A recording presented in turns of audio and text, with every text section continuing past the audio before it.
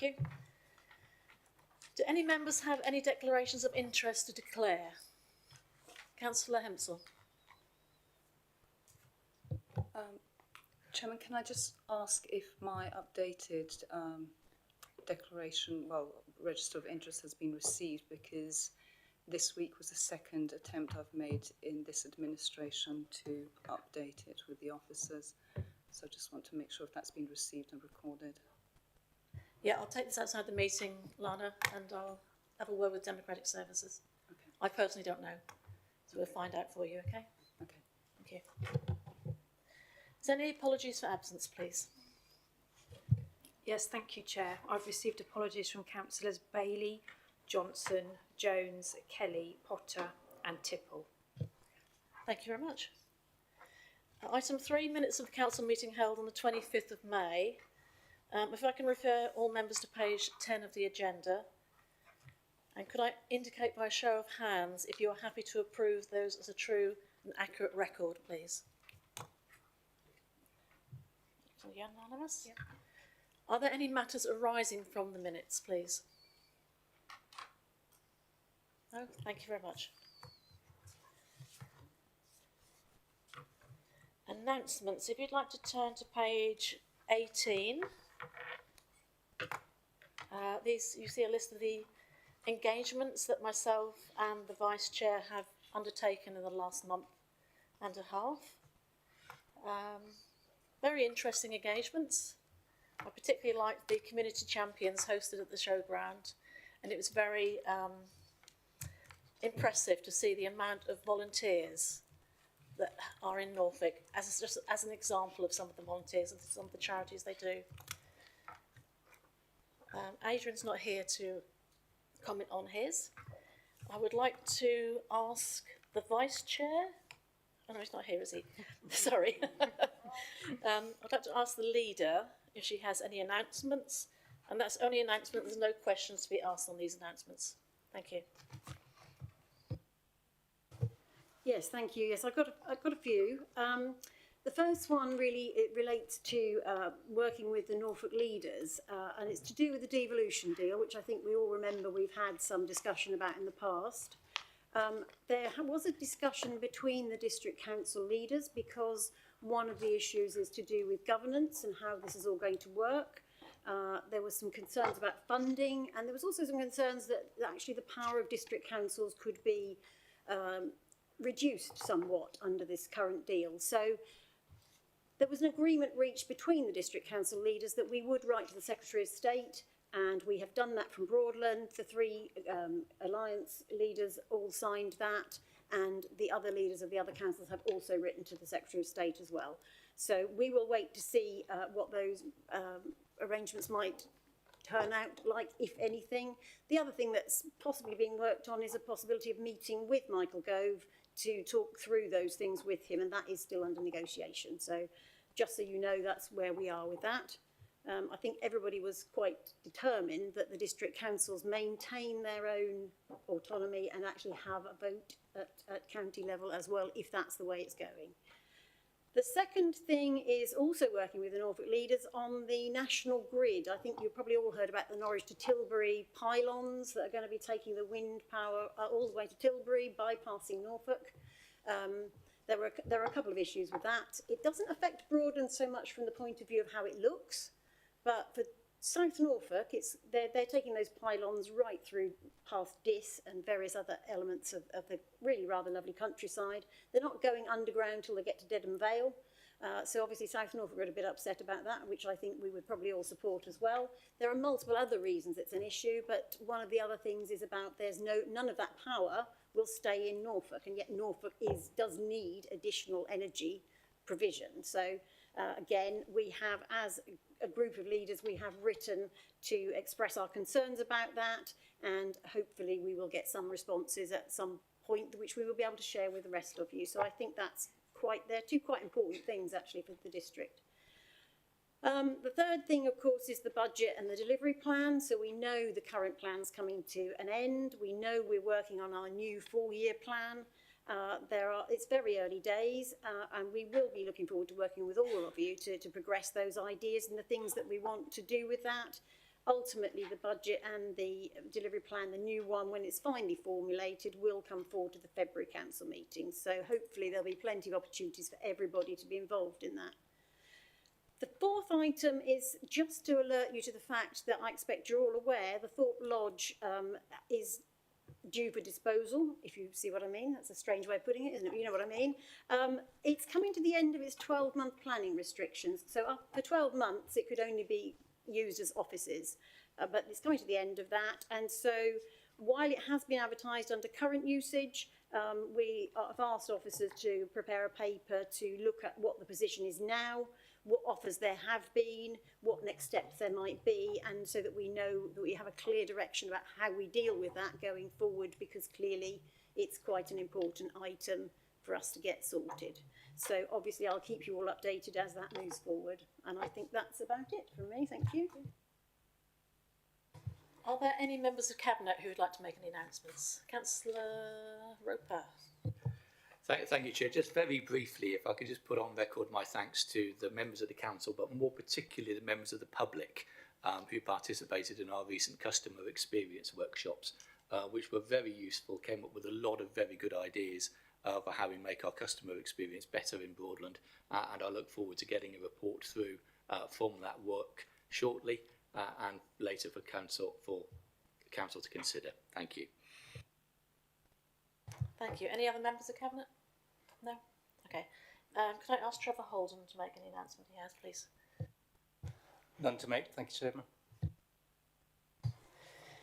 I'll take 5 and 6 together. We have no questions received from the public, and there have been no requests for the public to speak at the meeting. Item 7, Cabinet recommendations from the 13th of June and 18th of July 2023. The first one, Strategic Performance, Risk and Finance Report for Quarter 4. Could I invite the leader to present the recommendations to Cabinet, please? From the Cabinet. Thank you very much. Yes, there are a few recommendations, as you will see. I think the first one, really, I'd quite like to ask Councillor Riley if he would like to propose the recommendation.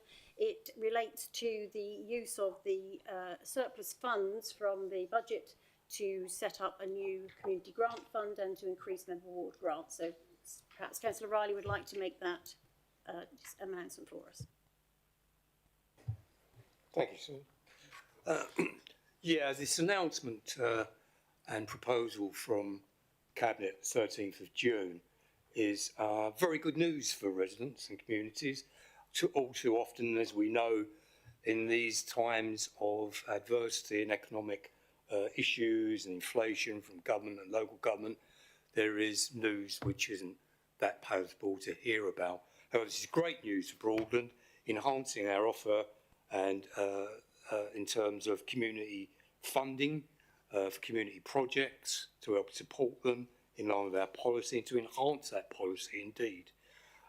So the proposal reflects our long-term ambition and aspiration from some of us as councillors that go back over 5 years over the issue of grants within Broadland. And fortunately, due to also some fortunate returns economically and a surplus in terms of that, the best thing to do with it is actually to return some of it back to the community to make use of. We know from our own experience as councillors, especially those of us that have been here 10 years or longer, or even during the last term, that there is demand for community support in terms of grants. We've got community buildings out there with volunteers, some of them quite elderly, putting their own time and effort in to try to keep these places and community groups going. They need help. So this will actually be a good help towards the sport communities.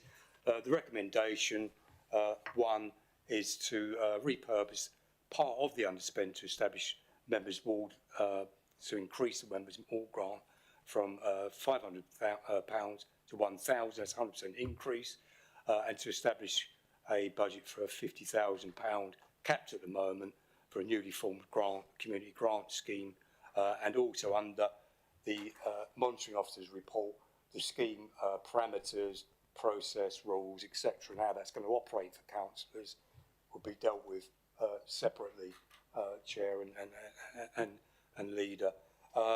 The other thing also, just before we move on, and I'll move to recommendation, one of the important things about this was to ensure that every councillor, no matter what political party, actually is able to engage with their communities by having increased funding for their communities.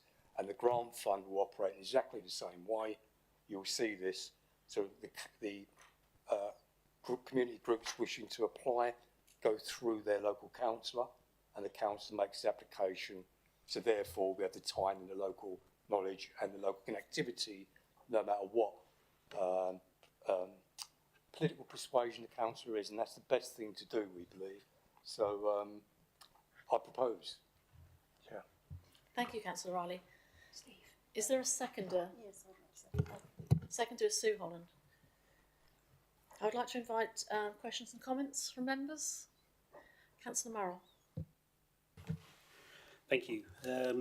Yes, I understand where Councillor Riley is coming from, but given the current position with the temporary accommodation and the overspend, as indicated at item 3.13, last year there was an overspend of 238,000. The projection that was outlined in the report from Richard Dunsire back in November that came forward to Cabinet showed that huge increases in temporary accommodation spend over the next couple of years. We would therefore like to make an amendment to the proposal to recommend that the outrun of 435 is added to the temporary accommodation reserve. The reserve is to be used to offset either revenue or capital spend to alleviate future exceptional costs. The spend to be delegated to the portfolio holder for community housing in a consultation with the ASD for individuals and families. I think that just the last 2 nights, this has been brought to attention on ITN of the terrible state of the temporary accommodation. We need to recognise that again within the council. Thank you. Councillor Morrell, do you have a seconder? You wish to second? Yes, I would like to second the amendment, Chair. I think it's really important that the council addresses this problem. I think temporary accommodation is the biggest risk to council budgets going forward, and I would ask the Cabinet to really think strongly on this matter. Thank you. Thank you, Chair. Councillor Marrell, I don't suppose you have that to hand in writing, do you, to aid with the minutes? Do you have a copy, or are you able to email that to me? That would be very helpful. Thank you. Okay, I'd like to open debate on the amendment, please. Councillor Hempsall and then Councillor Beadle. You're having a discussion up top, so I didn't know if I was okay to speak yet. Right, so I fully support this amendment. I think, as Councillor Murrell has pointed out, that the state of temporary accommodation nationally has been brought to the attention of the national papers and the national press, and I think it's our duty as a local district council, although the need for temporary accommodation is not as pressing as it might be elsewhere, we can, by funding our temporary accommodation better, support other districts in the area by ensuring that people who are in immediate and urgent need of housing are housed safely and properly and are then rehoused further on with the help of our housing team. Thank you. Councillor Beadle. Thank you, Chair. Obviously, I've just heard this for the very first time, but I don't recall hearing actually in the motion any mention of temporary housing, and therefore what's being proposed is no more than a mechanism for actually moving stuff or money around the council, and they're actually saying one thing and the text is saying another. So I view that with grave misgiving. And obviously, temporary accommodation is vitally important, because the homeless, when they suffer that plight, it destroys their lives. It destroys their communities, their community links. It destroys the potential for continuous education of any children involved. It is a great source of grief to this administration. And one of the things which actually is causing a lot of this grief is the high interest rates. And this is actually causing a lot of people to not be able to afford their mortgages, landlords to increase their rents because they can't afford the mortgages, and is actually causing this authority to actually increase the amount of provision it has to provide, and should provide, may I say, for the homeless. But one of the benefits, if there is such a thing of high interest rates, but at least to this authority, that it has actually increased the revenue. And that increased revenue from the high interest rates covers the increased costs for this financial year. So I would oppose this amendment for all the reasons I've said. The proposer and seconder are mentioning emergency accommodation, but as far as I'm aware, it's not actually mentioned in the text of the motion. Thank you, Chair. Councillor Riley, please. Yes, I think, well, the temporary accommodation one, first of all, I'll say this. Totally agree with the issue that you're raising there about what the issue is in terms of temporary. There's a huge need going up. It's happened in Broadland. It's happening all over the country. And in some parts of the country, you absolutely despair. And the reasons for this are private sector landlords dropping out because of one, a tax regime that's happened 5 or more years ago, plus also, of course, interest rates. Also, housing associations can't build fast enough. And also, there's just not enough houses, affordable houses being built. So you've got this perfect crisis.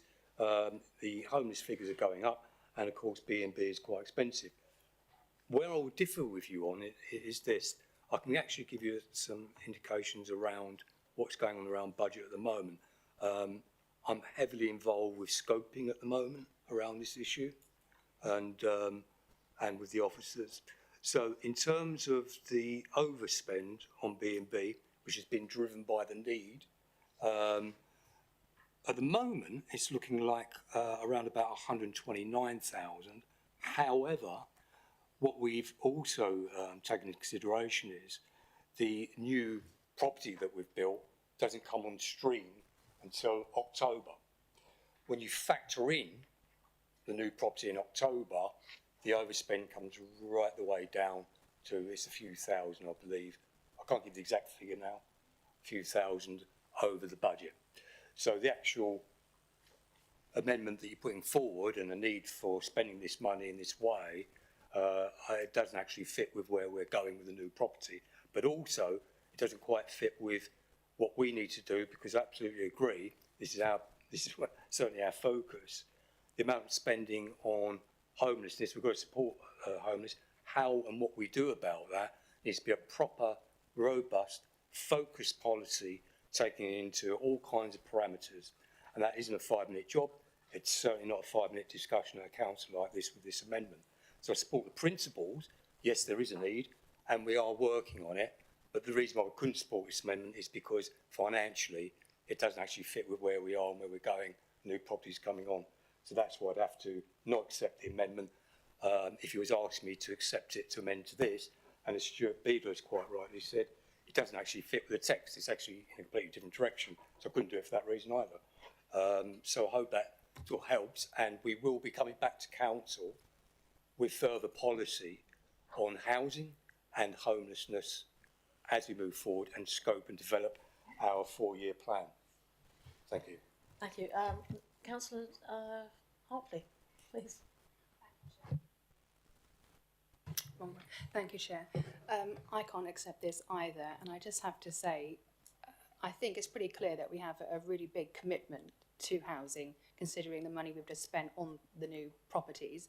And also, as the portfolio holder, I can assure you there is a lot of work going into looking at housing providers, housing need, And it's not just about bricks and mortar, although it is extremely important. It is about a more holistic approach into keeping people safe and secure where they already are. And I don't know whether you've heard much about the new sanctuary scheme which is coming in.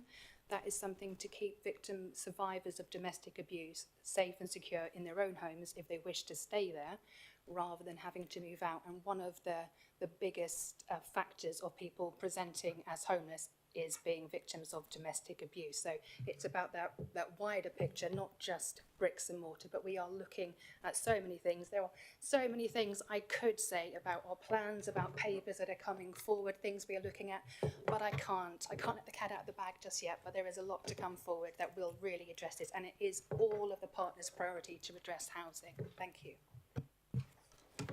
I have Councillor Trudy Mancini-Boyle next, please. Yes, thank you, Chair.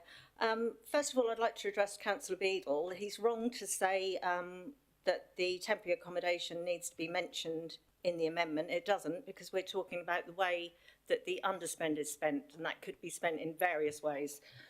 It is a one-off, and it should be spent as a one-off or put into a reserve. It shouldn't be added to the annual budget of £73,500 every year to the residents, because that's what you're actually doing.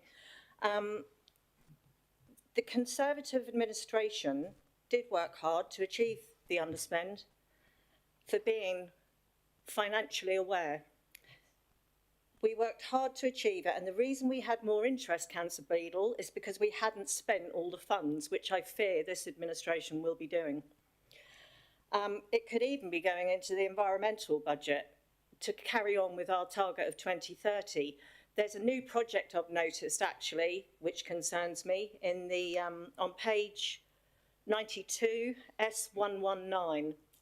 Retrofit 85 homes per year for the next 2 years and develop a loan/grant scheme. Conservative administration has already developed a green loan scheme earlier this year with funds from the Environmental Reserve, interest-free. Surely this is already doing just that. How's it going? Also in the budget, I did say when an amendment was put forward that circa 2 million would be required to retrofit 150 homes, and Broadland District Council had completed retrofitting 8 homes for a cost of £47,419 from the Warm Homes Fund, with 11 more that were in train. I'm concerned about the cost to all residents across the district regarding this coalition's plans going forward. Excuse me, Councillor Mancini-Boyle, what has this got to do with the... It's in your 7A. It's the Strategic Performance Risk and Finance report. But it's not to do with the matter that we are discussing. I've given you an example of where I think this administration is going to spend the money on the bank. Okay, well, I'm going to carry on with the next councillor, which is Councillor Sheila Gurney. Then we will go to Councillor Nick Starling, and I wanted to close it up by then, please. So Sheila Gurney, please. Thank you, Chairman. Some of what my colleague Councillor Mancini-Boyle has said, I just want to expound on, because the repurposing of the underspend, whilst it would be good in some respects to have an extra £500 in Helsden, sometimes I struggle to find a home for that. And I have in the past found it difficult at times to get groups to even take the £500, but more recently combining money has with other councillors has assisted. But this is at the moment just a one-off, I take it, and I really wanted to know what the implications were on how we are going to fund this for further years, because it is going to be obviously put onto the council taxpayer again, unless there is an underspend, which I would like to think that maybe there was, but it would be more prudent if our budgets came in on target budget rather than have underspends. Thank you. So this is a question for Councillor Riley. Thank you. How do you sustain it? Thank you. I did say we'd have one more councillor, which was Nick Starling, and then we'll go to the vote.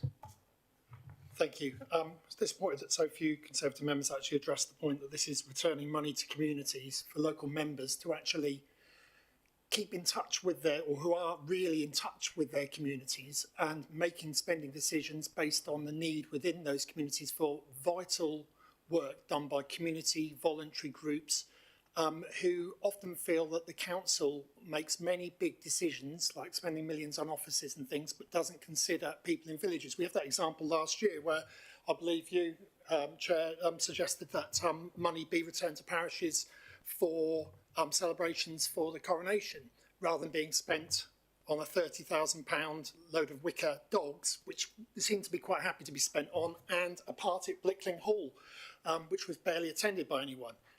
Obviously, the Conservative members in here were all affronted at that spending at the time. Oh, they weren't. Okay. So we are in this sort of hypocrisy situation again, where it's very much do as we didn't do, please. We're so careful with the money, but we weren't when we were in charge. But now you're in charge, and they perhaps need to acknowledge that we're in charge rather than putting forward spurious motions to amend and trying to drive this council from the back seat. Actually, it's quite disrespectful to the electorate to constantly be bringing forward the same motions, because this temporary housing issue, because the temporary housing issue was addressed at ONS, and funding which was asked to be put forward was also discussed at ONS, and extra money for the budget. But it's then coming forward again and again and again. So what we're seeing is that the temporary housing... Can we just have one councillor speak at the time, please? Thank you. You said he's the last Chairman, but also you need to get people being honest and accurate, and that is not accurate. That has not been discussed. That motion has never come to this council. This council. Okay, so I think wrong. So I'll try that. He's correct, it's not coming to the council chamber, but I think we need to ask Councillor Starling to wrap up and then move to council. Okay. Councillor Starling, can you please wrap up what you were saying, and then we'll move on, please? Yeah, the temporary housing issue has been addressed at ONS and at Cabinet, and those minutes are there to be seen for people to look at and to see that this council is clearly taking that seriously.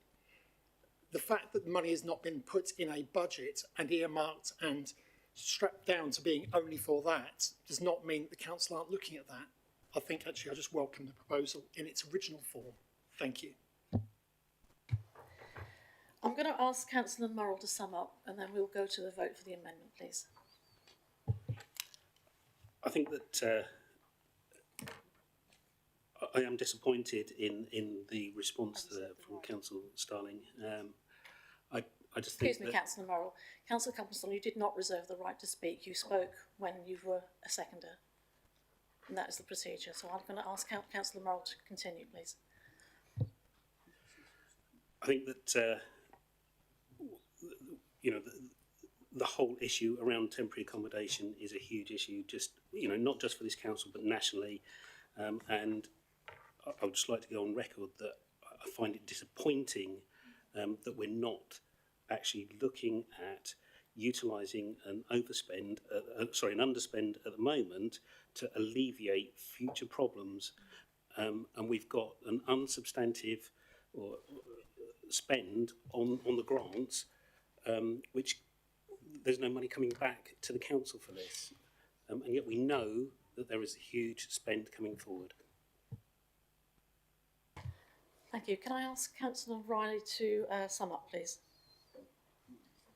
No, he doesn't know, that's it. No, we go to the vote. Go to the vote. I've got here. Oh, Yeah, no, no, okay. go to the vote of the I amendment. apologise.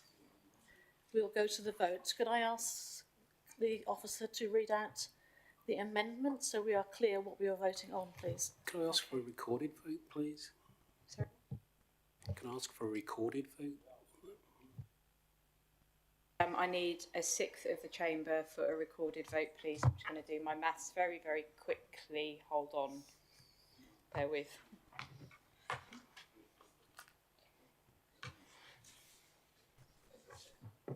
I know they have. I'm just in my own head trying to work out a sixth, but we'll say that that's carried and you can have a recorded vote.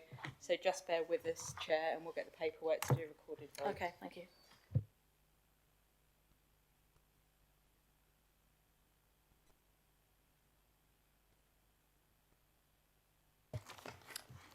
Right, if members could please confirm whether they're voting for, against or abstaining. Councillor Orber.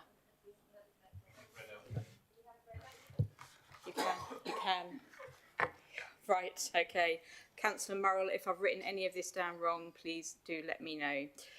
So your amendment is to use the outturn of £435,000 is added to the temporary accommodation reserve, and the reserve to be used to offset either revenue or capital spend to alleviate future exceptional costs, the spend of which is to be delegated to the portfolio for communities and housings with the Assistant Director of Individual and Families. Correct? Thank you. Councillor Orber. Against. Councillor Baby. Against. Councillor Beadle. Against. Councillor Booth. Against. Councillor Bowe. For. Councillor Brennan. For. Councillor Bowman. Councillor Catchpole. Against. Councillor Clancy. For. Councillor Copplestone. Councillor Crotch. Councillor Davis. Against. Councillor Douglas. For. Councillor Eden. Against. Councillor Emsall. For. Councillor Goodman. Against. Councillor Gurney. Councillor Hartley. Against. Councillor Harvey. Against. Councillor Hempsall. Councillor Holland. Against. Councillor Karimi Guvenlou. Against. Councillor Laming. Councillor Leggett. For. Councillor Mancini Boyle. Councillor Mia. Councillor Murrell. For. Councillor Newstead. For. Councillor Nurden. For. Councillor Riley. Against. Councillor Roper. Against. Councillor Royal. Councillor Starling. L. Starling. Councillor N. Starling. Against. Councillor Thomas. Against. Councillor Toval. Against. Councillor Vincent. For. Councillor Ward. Against. Councillor Yusafian. Against. And Councillor Wymark. For.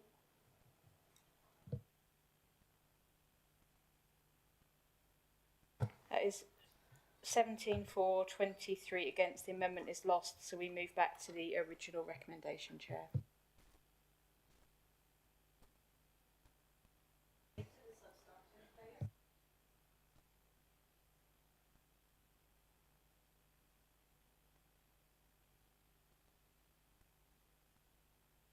Okay, we're going to debate the substantive, please.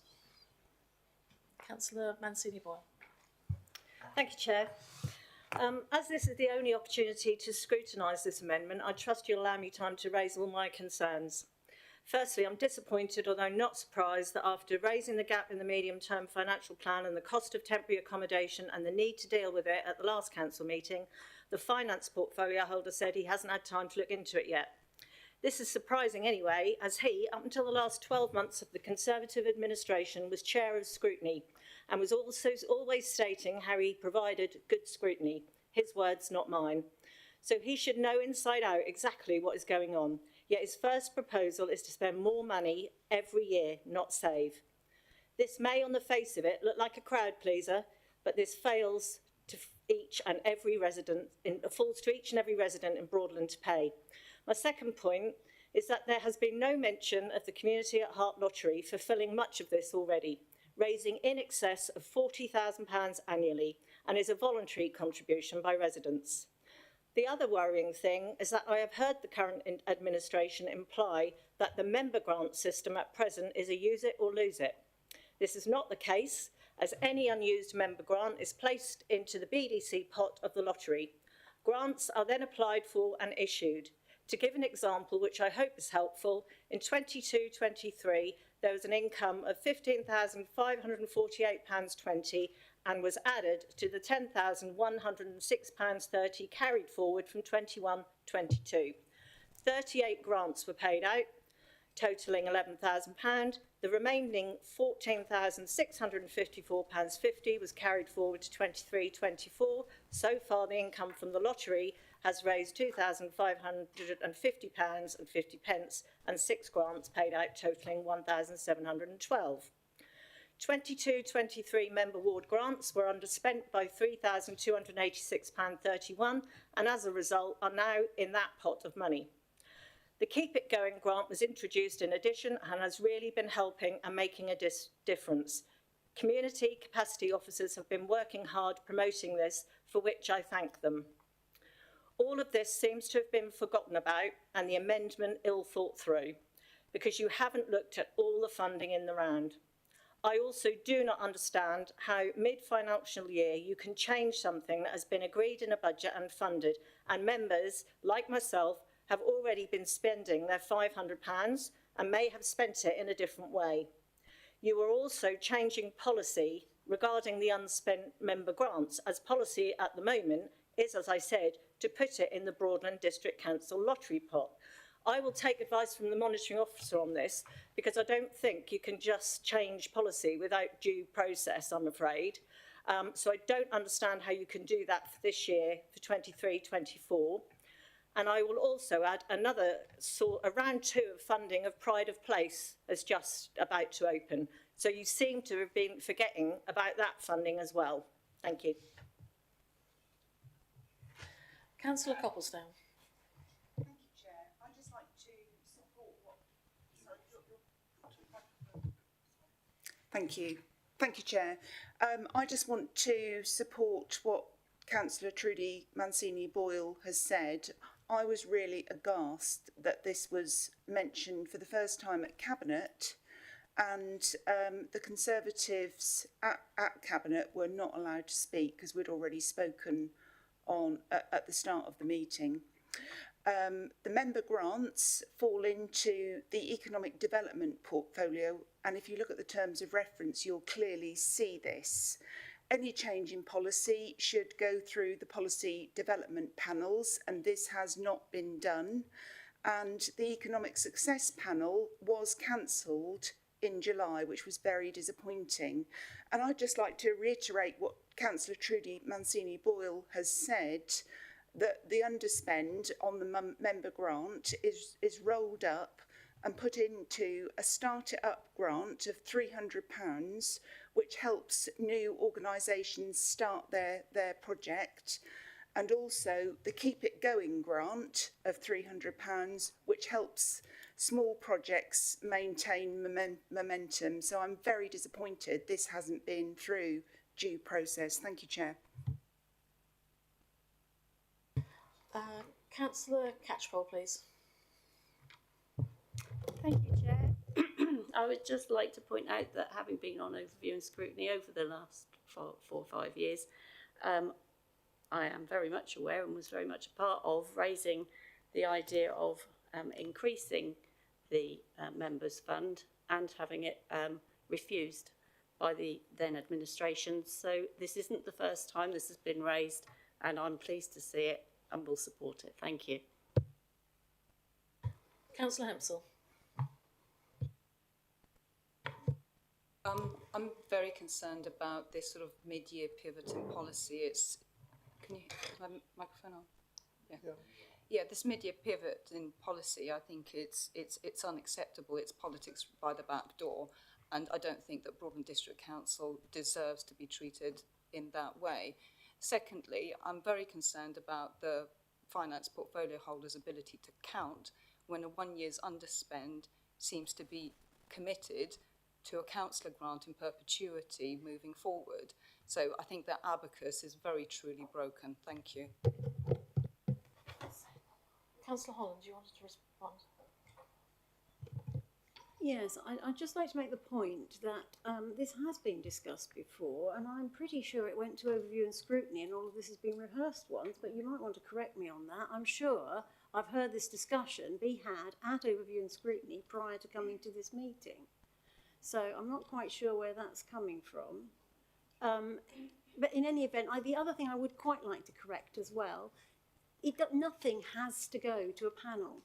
I think if you read the Constitution, you will see that the panels are advisory and they're part of the process to support the portfolio holders. There is nothing to say that anything has to go to a panel inside that constitution. Remember, correct me if I'm wrong, Emma, but I'm pretty sure that's the case. I do have other reasons why I would want to support this. I think one of the things we have to bear in mind, we've already said that we're going to be looking at housing, we're going to be looking at accommodation. But the other point about this is, by supporting community events and community groups, we actually help support people's mental health, we help support the community, we help support the way people work together. All of those things are a benefit to our communities and our people. And I think that's the main reason I would support this. I think it's a fantastic idea and a great opportunity for us to do something which helps whole communities. And I really, really would urge people to vote for it. Councillor Roper. Thank you. Just to answer one question in terms of how are you going to fund this in future years? Well, I'll let you into a secret. In February, we will have what is known as a budget. And that budget will have to balance. And the budget will detail how this commitment will be funded in the next financial year and then going forwards. And in formulating that budget, we'll go through a number of hoops through overview and scrutiny, and you'll have your chance to contribute to that budget. So I don't think you, at this stage, need to get too excited over the prospect of how this is going to be funded in future years. That will be covered.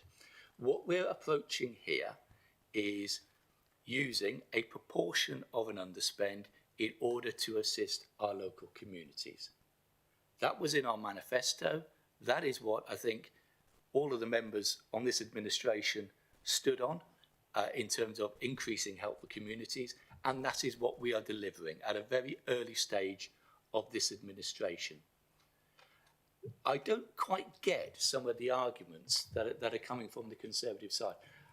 I appreciate the different funding pots that you're identifying, but the overwhelming message you're giving to people in Broadland is, well, we're already spending enough on you. We're spending enough on communities. Thank you very much. We don't need to spend any more. And if members can't find ways of spending their local member budgets, I suggest that they perhaps liaise with their local communities a little bit more closely. We certainly will, and we'll be delivering this for our communities and our residents. I've got Councillor Bullman next, please. Thank you, Madam Chairman. I also have served on the Overview and Scrutiny Committee ever since I was elected some 4 and a bit years ago. My recollection is quite clear. This was discussed on numerous occasions and was not actually agreed upon because the budget was not there to do it. Quite simply, unless and until you have a clear budgetary analysis of where the money is coming from, it is foolish to actually commit to things now and going forward. So I can't support this because it was unfunded when it was discussed before at Overview and Scrutiny. It's unfunded now, except for this first year. So for me, this is not acceptable. Councillor Copperson, you have already spoken, but do you have anything new to bring to the debate, please? Yes, Chair. I'm really alarmed that the leader thinks the policy development panels are inconsequential and this matter doesn't need to go to the economic success panel because it's only advisory. I would like the opportunity to be able to debate this fully before this comes to Cabinet and then on to Council. I thought we were doing that now. No? Councillor Vincent, did you have your hand up? I did, thank you, Chairman. I just take exception at the point that Councillor Roper made about the motives of any councillor around this room not wanting to support their community and help them in any way they can. That's not what's being said this evening. What's being said is that this hasn't had the opportunity of being thought through and members being able to contribute towards that. Particularly so, as it says on page 23, that those monies cannot be used if they could not easily be funded elsewhere. And what we're saying, there are a number of pots, so it's looking at this in the round to make sure it is a wise use of that money when there are other pots available. That's all we're trying to say this evening, not that we don't support our communities. Thank you. I'm going to take one last comment from Councillor Wymont, please, and then we'll go to the vote. Thank you, Chairman. I just want to absolutely reiterate that we support our communities all the time, every day, day in, day out. And we do that through many, many mechanisms. But one of them is the grant system here, which we have in place already. We have a very intricate grant system. I mean, I used to oversee it. And lots of people have mentioned already the various grants, so Keep It Going grant, you know, Get It Started grant, etc. But also the Broadland Community Lottery pot, which is there already. So why are we reinventing this? I don't understand why we're putting a community grant fund in place when we've already got a community grant fund in place in a different name. So for me, I don't understand that when we've got something in place. We don't need the £50,000 there because we've already got. Councillor Mancini-Boyle said how many £1,000 were in the community lottery grant there. So I don't understand why there's an additional £50,000. So you're committing to an ongoing spend of, well, £97,000 if we go forward with this, you know, which I don't think is necessary, because I think we're already putting a lot of support into our communities, which we continue to do as on a day-to-day basis. So I just really don't understand this as in its present form. And I would ask that the two recommendations are taken separately, please. Thank you, Chairman. Can I just make it clear, we are only voting on recommendation 1, as recommendation 2 will be considered under agenda item 8, the monitoring officer's report. But before we go to the vote, can I ask Councillor Riley to respond, please? Thank you, Chair. Yeah, and in 2, I'm noting as well, Chair, that a lot of the debate 2 has actually already happened. I would ask sort of Chair to take that on board when we're having the debate. Yeah, there's some comments that make no sense to me whatsoever here. There's a comment being made about the Cabinet meeting about not knowing the medium-term plan. I've got no recall of this. What I do have a recall of is Joe Copleston asking me about the forward plan in terms of budgets for a car park down in Elsham. It's an entirely different thing. Well, I've got no record of what you're talking about. If you're what I will ask, Chair, is that I speak instead of we have the interruptions in this unruly manner.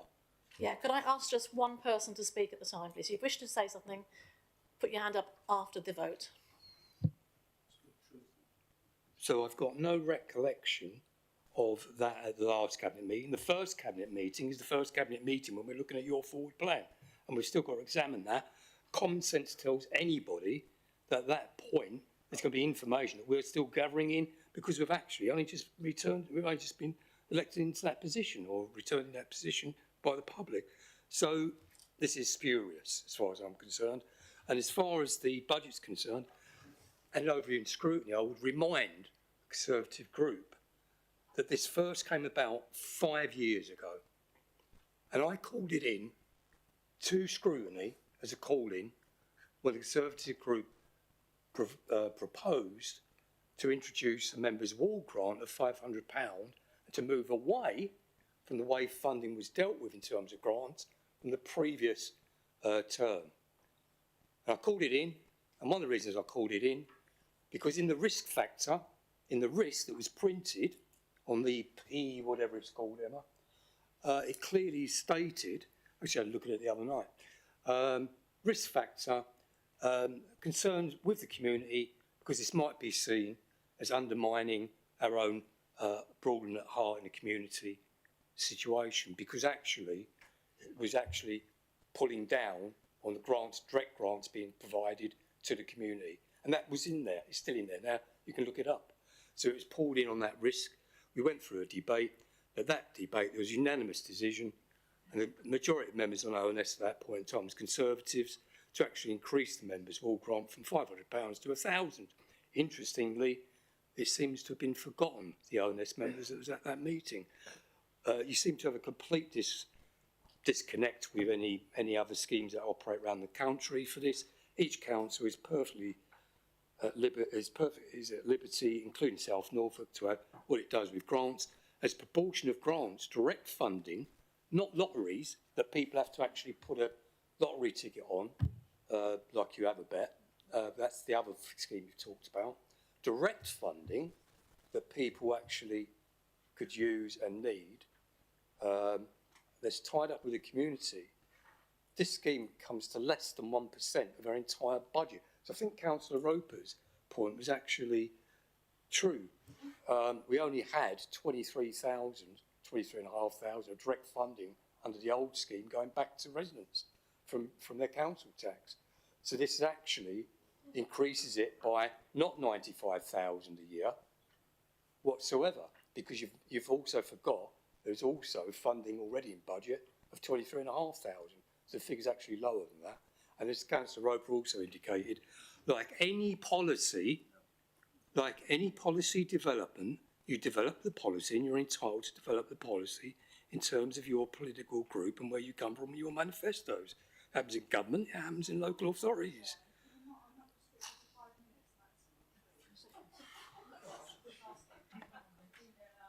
Not on this item.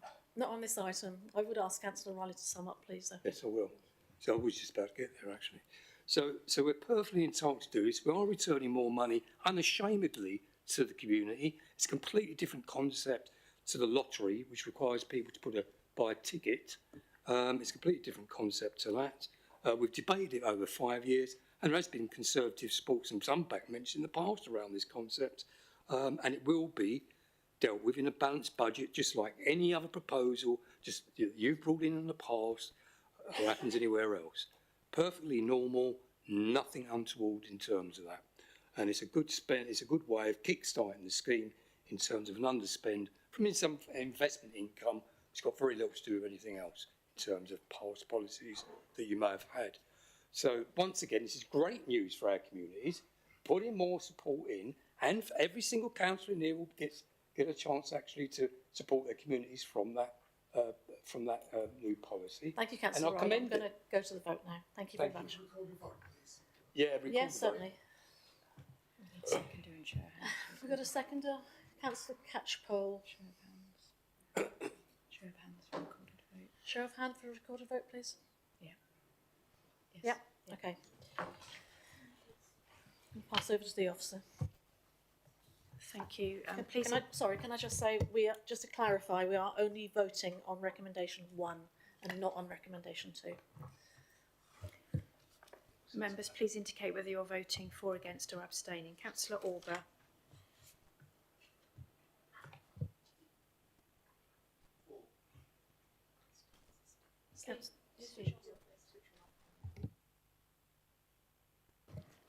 Councillor Baby.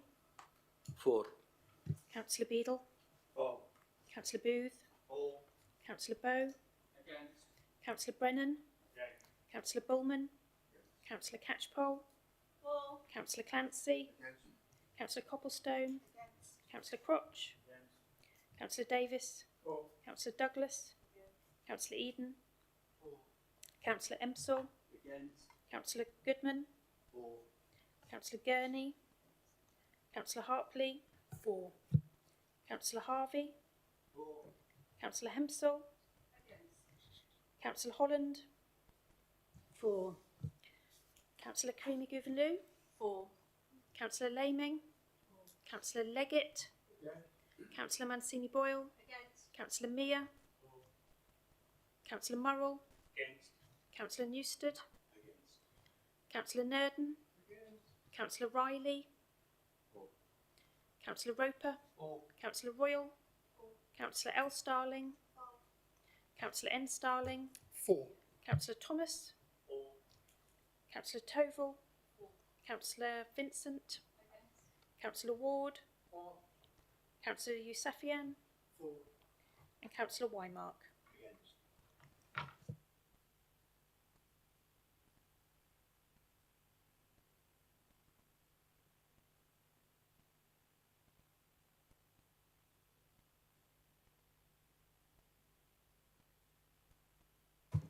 That's 23 for and 17 against. The recommendations carried, Chair. Thank you, everybody. That was a very long discussion. Hopefully we can get the rest through a bit quicker. I'd like to go on to 7B, licensing fees and charges review. I'll invite the leader to present the recommendations from Cabinet. Thank you. I'd like to pass that to Councillor Davis, whose remit that comes under his portfolio. Thank you, Chair. So the Council, Broadland District Council, is a statutory licensing authority, and it makes fees and charges for a wide range of services and activities. In recent years, along with many other councils, the licensing fees and charges have been raised as part of generalised annual revisions and annual updates. It is the council's policy to fully recover the cost of service delivery where it's able to do so. It's been necessary to increase funding to meet service needs which have grown during and following the pandemic. And a full review of the costs of delivering the licensed service is therefore being carried out to inform a robust and transparent fee setting process. The review has considered recent significant changes to certain areas of activity, such as animal licensing, and it's found that the current schedule of fees and charges does not recover the full costs of delivering licensing services. That means that some licensing activities are subsidised by the council and taxpayers.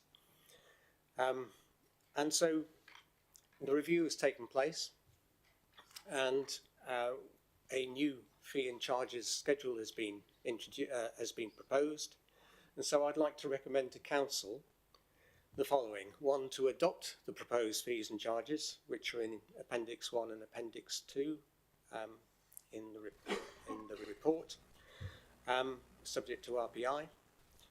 To agree the review licensing fees and charges being applied to all new licence and renewal applications with effect from the 1st of April 2024, but with a phased introduction, recognising cost of living increases recently. But with a phased introduction, 1/3 of the increase applied in year 1 from the 1st of April 2024, and the remaining 2/3 increase applied in year 2 from 1st of April 2025. And then 3, to agree the fees and charges related to scrap metal at Appendix 1, which is a specific fees and charges schedule.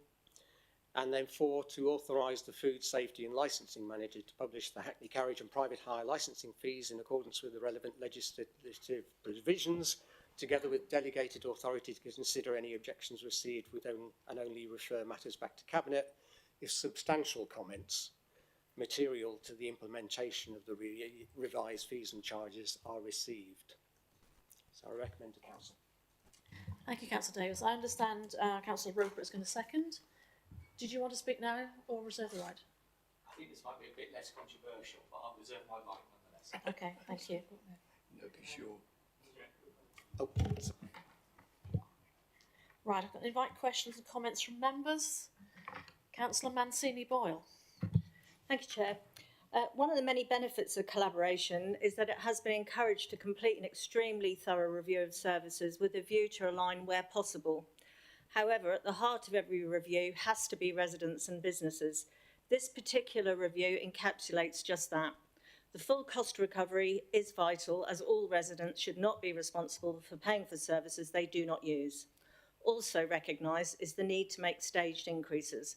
I would just like to mention that this current administration cannot take credit for this review, as it was the Conservative administration and the previous environmental portfolio holder that had this in train some time ago. That said, I will be very happy to support the recommendations.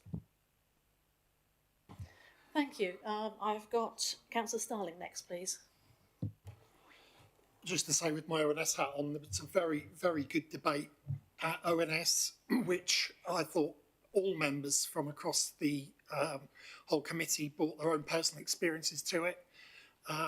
Even Councillor Emselwit's concerned about the tattoo parlours, which I thought we found quite amusing, but he assures us he's not getting a tattoo quite yet. But all the same, it was a really good debate, and everybody was in full agreement that this was an excellent piece of work by the council, and it was supported unanimously. And I think it was a personally, I thought it was a very excellent presentation that was given to members as well, explaining all the fees and charges and everything involved. So I will certainly be supporting this. Thank you. Councillor Hempsall, you had your hand up. Did Chairman, I'd just request that the top table try and keep the blaspheming under control. I'm a practising Catholic and I find that language offensive.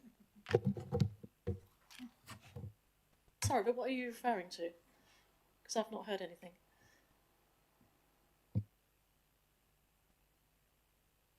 I'll speak with you after the meeting, Councillor Hempsall. Do we have... Oh, Councillor Catchpole, please. Thank you, Chair.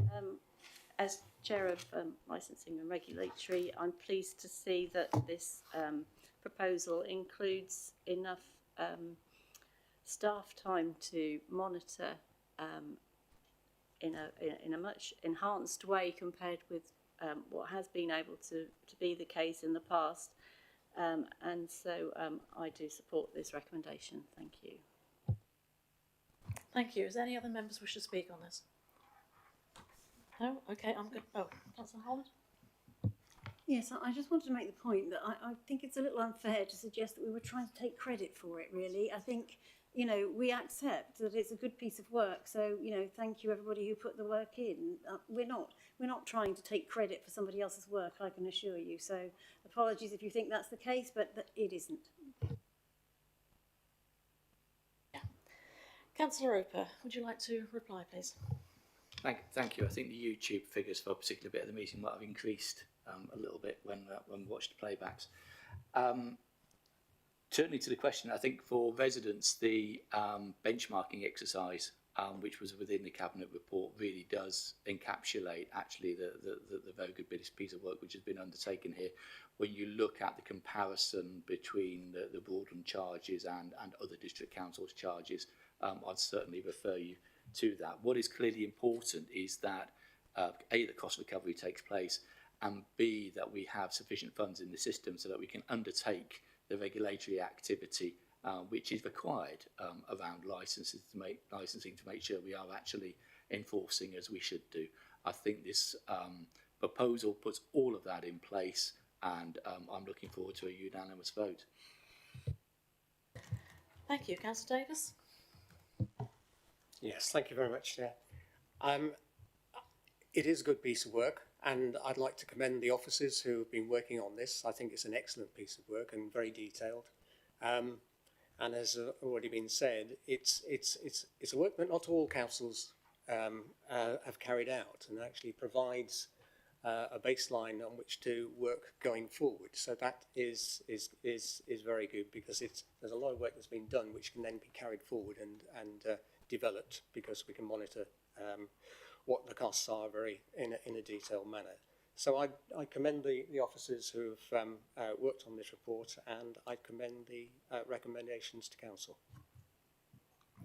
Thank you. Before we go to the vote, can I just say any councillor who leaves the room while the debate is on cannot vote. So can I ask Councillor Thomas to abstain from the voting, please? Thank you. Could we have hands in favour to adopt all the recommendations for 1, 2 and 3, please? I think that's unanimous, yeah? Is there any... Sorry? Was there anybody against? No? Okay.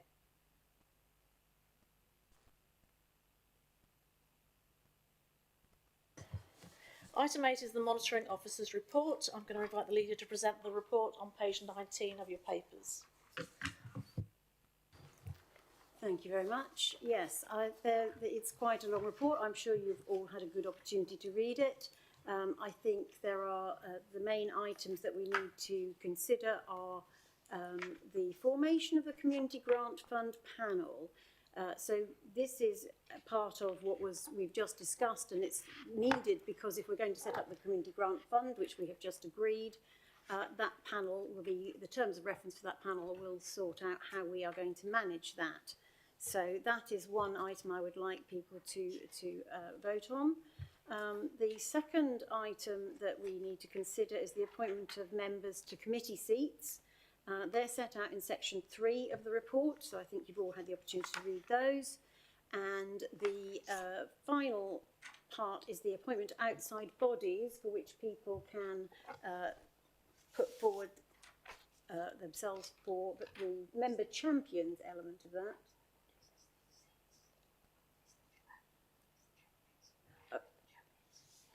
Oh, right, I'm sorry, I'm confusing the two things.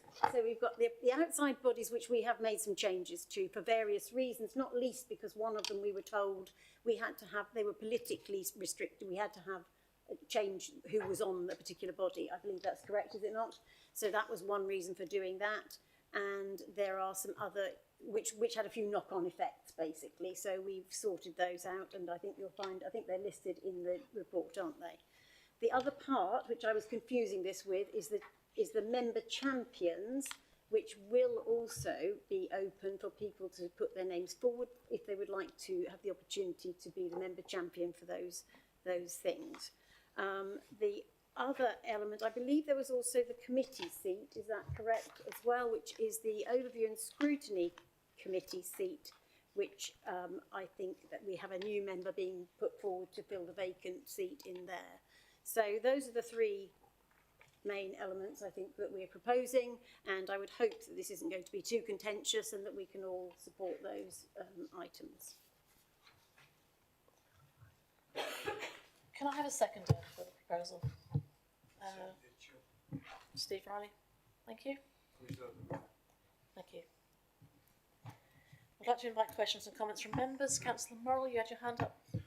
Yes, given the leader's previous remark around the panels and saying that that items did not need to come before the panels, just asking generally why would there need to be a community grant fund panel then, just from the previous comments? Well, I think we're getting a bit confused here. I didn't say things don't need to come to panels. What I'm saying is in the Constitution, the panels are there to support the portfolio holder proposals and to offer recommendations. This would be slightly different, and the terms of reference are clearly set out, and it is to enable a sensible way of deciding whether the applications are reasonable to support. The best way to do that is to have a panel which would encompass all the ranges of political parties in order to make that a nice, relevant and simple and useful way of deciding whether that's a good way to put that money. And I think, you know, the idea is that it's politically balanced, we can support it or not, we can look at the criteria. Those things could have been done a different way, but I think everybody would have to agree that, you know, it's better that we all have the opportunity from our groups to have representatives who will be able to decide whether they want to support those things. So that's why this panel needs to be there, I think. I don't think there's anybody else would really dispute that, I'm afraid. But I would just also like to add, as you raised this again, I did not at any point say the panels were inconsequential. So I would just like that clarified. What I said was that I understand what is in the Constitution, and if you need to go back and have a look at it, you might like to do that. Thank you. Councillor Mancini-Boyle. You've confused me now, I have to say. So, in theory then, you could decide an application, no, we won't bother putting it through the panel, we'll just make a decision on this one. Because all of the panels are politically balanced and they're all there to serve that purpose that you're saying you're setting up this panel for. So it seems to me you're saying if it suits, you'll go through a panel. If it doesn't suit, we'll swerve that one. Chair, would you... Yeah, Steve, I'm going to ask the monitoring officer to respond, please. I do think we're confusing two different elements. So the Community Grant Fund panel is set before you. The terms of reference there are very clear, with the portfolio holder for communities and housing, portfolio holder for finance, leader of the council, and 2 other members to achieve political balances. All applications for that fund panel will go through that panel, and those terms of reference do make that very clear. I think we need to focus on the item before us, Chair. Thank you. Councillor Hempsall. Again, I feel as confused as Councillor Mancini-Boyle, because all of the panels to date fulfil those functions as outlined and have their own terms of reference, which means that they will receive policy reviews, etc., etc., etc.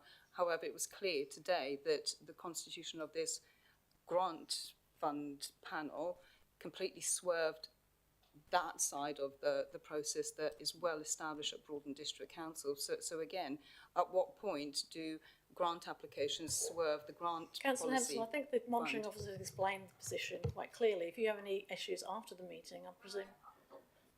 It's not after the meeting, because this is clear, because you've already said that the The established monitoring panels officer that has we have. explained the position to you. Okay, so I think we'll move on. Councillor Booth. I really don't know what the opposition group are talking about. This is the advisory panels are policy panels. This is giving a grant panel. It's nothing to do with policy. You just seem to be completely confused as to what it's completely different from policy panels, for goodness sake. Does anyone have any relevant? Yes, Councillor Baby. I just to point out, in item 4, my name is spelled wrongly. It is highly appreciated if you could, spell correctly in the minutes. Thank you. That is noted. Thank you. I apologise.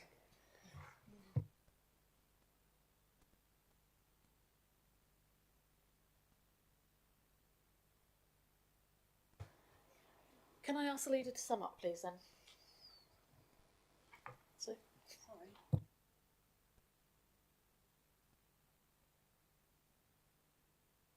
Apologise. Steve, would you like to sum up? Yeah, just.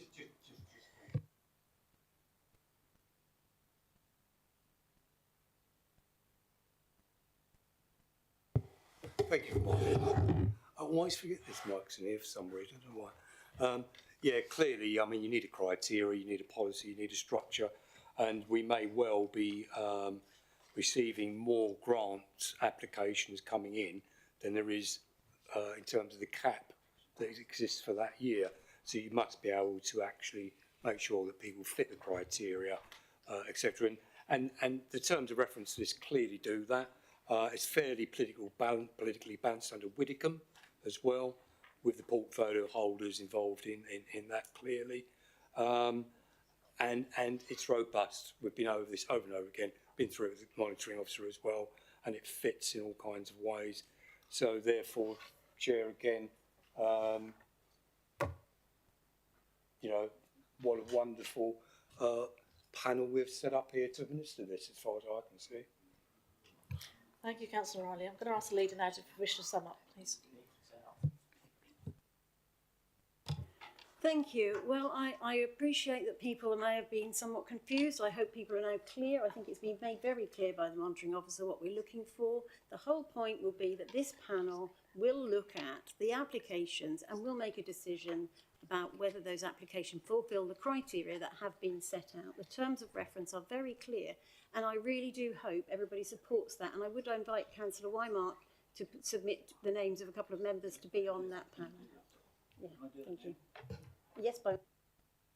Thank you. Yeah, I was trying to catch the eye of the chairman, but all right. Yeah, for the grant community grant fund panel, I'd like to nominate Councillor Sheila Gurney and Councillor Lacey Douglas, and also on section 3, committee seats there.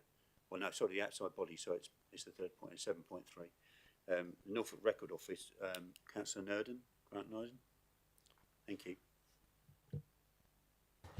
Yeah, I was going to mention that because I don't think it was clear under 4.1 was that Councillor Nerden is replacing Councillor Bailey as the Norfolk Records Office Committee. Yeah, thank you. Yeah, thank you. Right. I would like to invite the council to take the recommendations on block, if that is okay. So recommendations 1, 2 and 3. Is everybody happy to do that? Yep. Okay. Could I have a show of hands if you agree with the recommendations stated under item 8, please?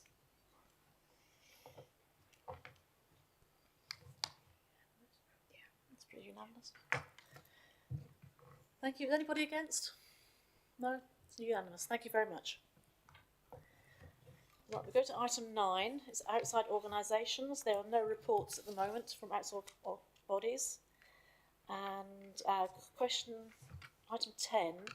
Before we go, sorry, Councillor Hempsall. Thank you. I do appreciate that none of the outside bodies that we appoint to have had their annual general meetings as yet. However, it was customary to receive reports back, and I really look forward to receiving regular reports from these outside organisations. Thank you. Sure we will do when everybody's appointed to the outside bodies. Thank you. Before we go on to the questions from members, I would like to ask the monitoring officer to explain the process to members. We do have a lot of new members here.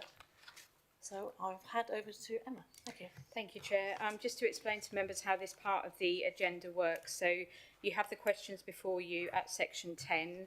The proposer of the question has 2 minutes to ask that question, and the person responding is allowed 5 minutes. There is a 1 supplementary question asked within 1 minute, and the response to that is 2 minutes. Answers may be given on the evening, or they can be provided as a written response. So I hope that's clear to all members in the room. Thank you. I would like to invite Councillor Clancy to present his question. You have 2 minutes, Councillor Clancy. Yeah, thank you. Excuse me. Thank you, Chairman.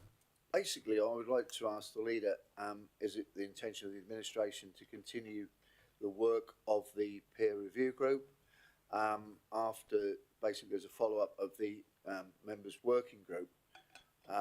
Just sort of to put a little flesh on that, I just feel, as I'm sure all councillors will feel, that the peer review was carried out with South Norfolk and Broadland District Council, and it's a major piece of work. The peer review group was set up to ensure that the content of the peer review met our needs and requirements as an authority, and we were due to make any changes or recommendations which were then to go through due process of the authority. This work had started, and I think in view of the one team, and we've now moved into this building, and we are working together with South Norfolk, and this piece of work was commissioned with South Norfolk. I think to get the best out of this piece of work, regardless of who's in administration, my personal view is that I think this work should continue to ensure Broadland has the maximum beneficial input into the peer review, so that we can input to the peers when they come back and to review our work going forward. So I just ask the question. Thank you, Chairman. Thank you. I'd like to invite the leader to respond, please. You have 5 minutes. Thank you, Councillor Clancy. Well, it's a sort of a yes and a no answer, actually. So, no, we won't be continuing the work in the same way, but yes, we will be taking much that was learned from that process as we go forward. We have reviewed the work that was undertaken by the peer review working group and the Broadland Collaborative Members Working Group, of which I know you were chair and our own Councillor Riley was a member. And I would like to thank all those members for the work they put into that, because I know a lot of work went into it. I think we need to be recognised that post the election, the landscape has changed somewhat. There is a slightly different setup in the administration. There is many of the points that were raised in the peer review have actually been resolved, and I think that we should make sure that we take account of that. The team will be making a return visit probably around about October time, and officers have been looking at the points that were raised and how those have been and will be addressed. So in the current last few months of the 23-24 strategic plan, we will be looking to see what we're going to do as our journey towards a policy review and any strategic planning which will inform the ways Broadland moves forward. So I know there was a lot of good work undertaken, and I know that much was learnt from that process. It will be taken into account in developing our new plan as we review current procedures. And again, I can only reiterate that I thank everybody who put a lot of work and effort into those processes. Councillor Clancy, do you have a supplementary question? Not really, Chairman. No, I think that answers the question.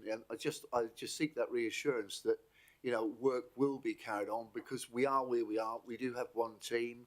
We are in one building, and a lot of that work was valuable work. And I think all of us who was involved, and I thank you for your thanks, Leader, because there was some good work, and I think Councillor Riley would agree there was some good work, which we did feed into the peer review group. And I think it is important, and I feel reassured that you will be following a lot of that work through. Thank you. Thank you. I would like to invite Councillor Gurney to present your question. Councillor Gurney, you have 2 minutes.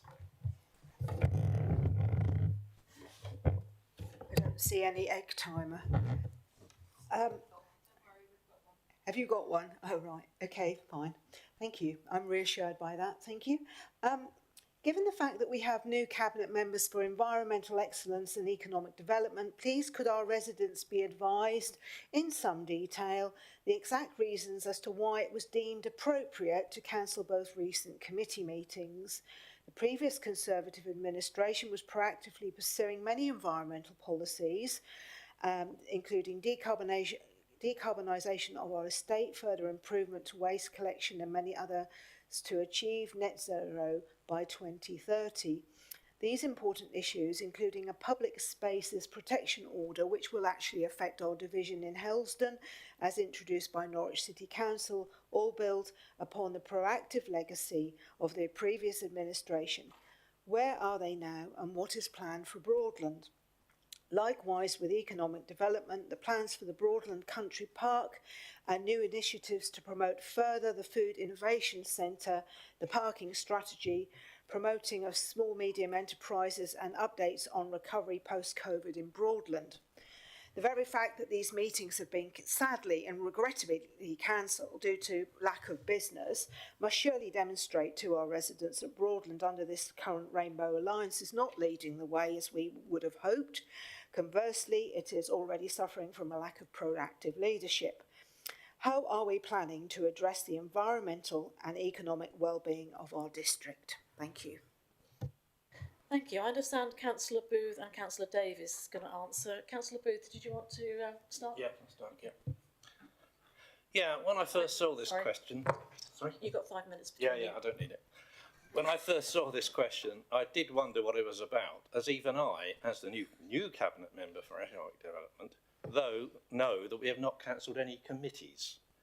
We've cancelled my policy development panel, but that's not as a committee, but an advisory panel to help me in my work. I would have thought that Councillor Gurney would have known this, but I'll answer about my panel, assuming that's what she meant. I've been informed that the previous Conservative administration from 2020 to 2023 cancelled 9 of the 18 economic success panels scheduled and rebooked only 4 of them. In fact, over that period, 33 development panels of all types were cancelled. So cancelling a panel is not exactly unusual. Nobody except a meeting addict would want to have meetings that are unnecessary. In the case of my panel, it was quite simply because the report by consultants on the Broadland Country Park has not yet been received, and that was the main business. So we didn't need a panel because we had nothing to discuss. As soon as that comes in, we will have another panel. As for future plans, we are at the near end of the previous administration's forward plan, which we will continue to work on, obviously, but rest assured there will be plenty of work for the policy development panels once our new forward plan is in place in a few months' time. Thank you. Thank you, Chair. And to follow on, Councillor Gurney, the Cabinet is in the early stages of reviewing the inherited delivery plan to maintain continuity and ensure a smooth transition. I'm sure you want that between the administrations. I, as the portfolio holder for environment, I'm in regular discussion with the ADs to ensure immediate operational issues are dealt with in a timely manner to maintain efficient service delivery whilst reviewing opportunities to decarbonise our estate, as you've said, and improve recycling rates. And that's what we intend to work on. It's not unusual for panel meetings to be cancelled, as happened during the previous administration, as has been referred to already by Councillor Booth. In the case of the recently cancelled panel meeting, it is early days in the development of policy and therefore too early to bring items for discussion to panel. However, where there are important issues to raise, then briefings for all members will be arranged. And an example of this is the informal briefing for Broadland elected members on vehicle-related antisocial behaviour and proposed controls, which took place just this Tuesday, this week, and answers the question raised about the public spaces protection order in Broadland. So we do intend to continue, as it says in the Constitution, related to panels. The panel will be responsible for undertaking work allocated to it by Cabinet for the purpose of advising the aforesaid in all matters pertaining to the environmental excellence portfolio. And that's what we intend to do. Councillor Gurney, do you have a supplementary question? You have 1 minute.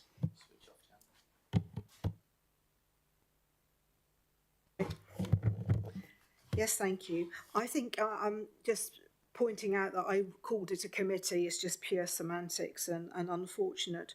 I want to go back to the fact that, yes, you did call a briefing. I'd like to know, please, why that briefing, which was for all members rather than the Environmental Excellence Panel, which has, I appreciate, an advisory terms of reference, can make advisory comments, but we haven't done so. Why the email sent out from the officer led to now the soundings have been taken at an informal briefing, and there's positive and support, and why officers will now carry out a public consultation over a period likely to be 8 weeks.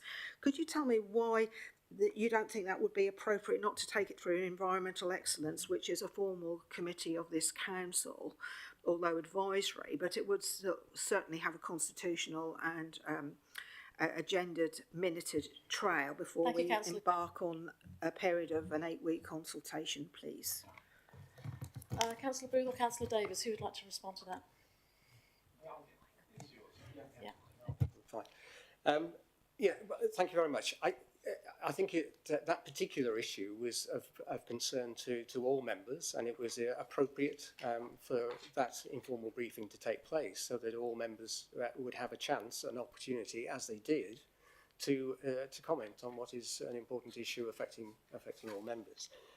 The issue with the panel is that it's, as it says, it's for undertaking work allocated to it by Cabinet for the purpose of advising the portfolio holder. Now, that's what's written into the Constitution, and it's advisory to the portfolio holder.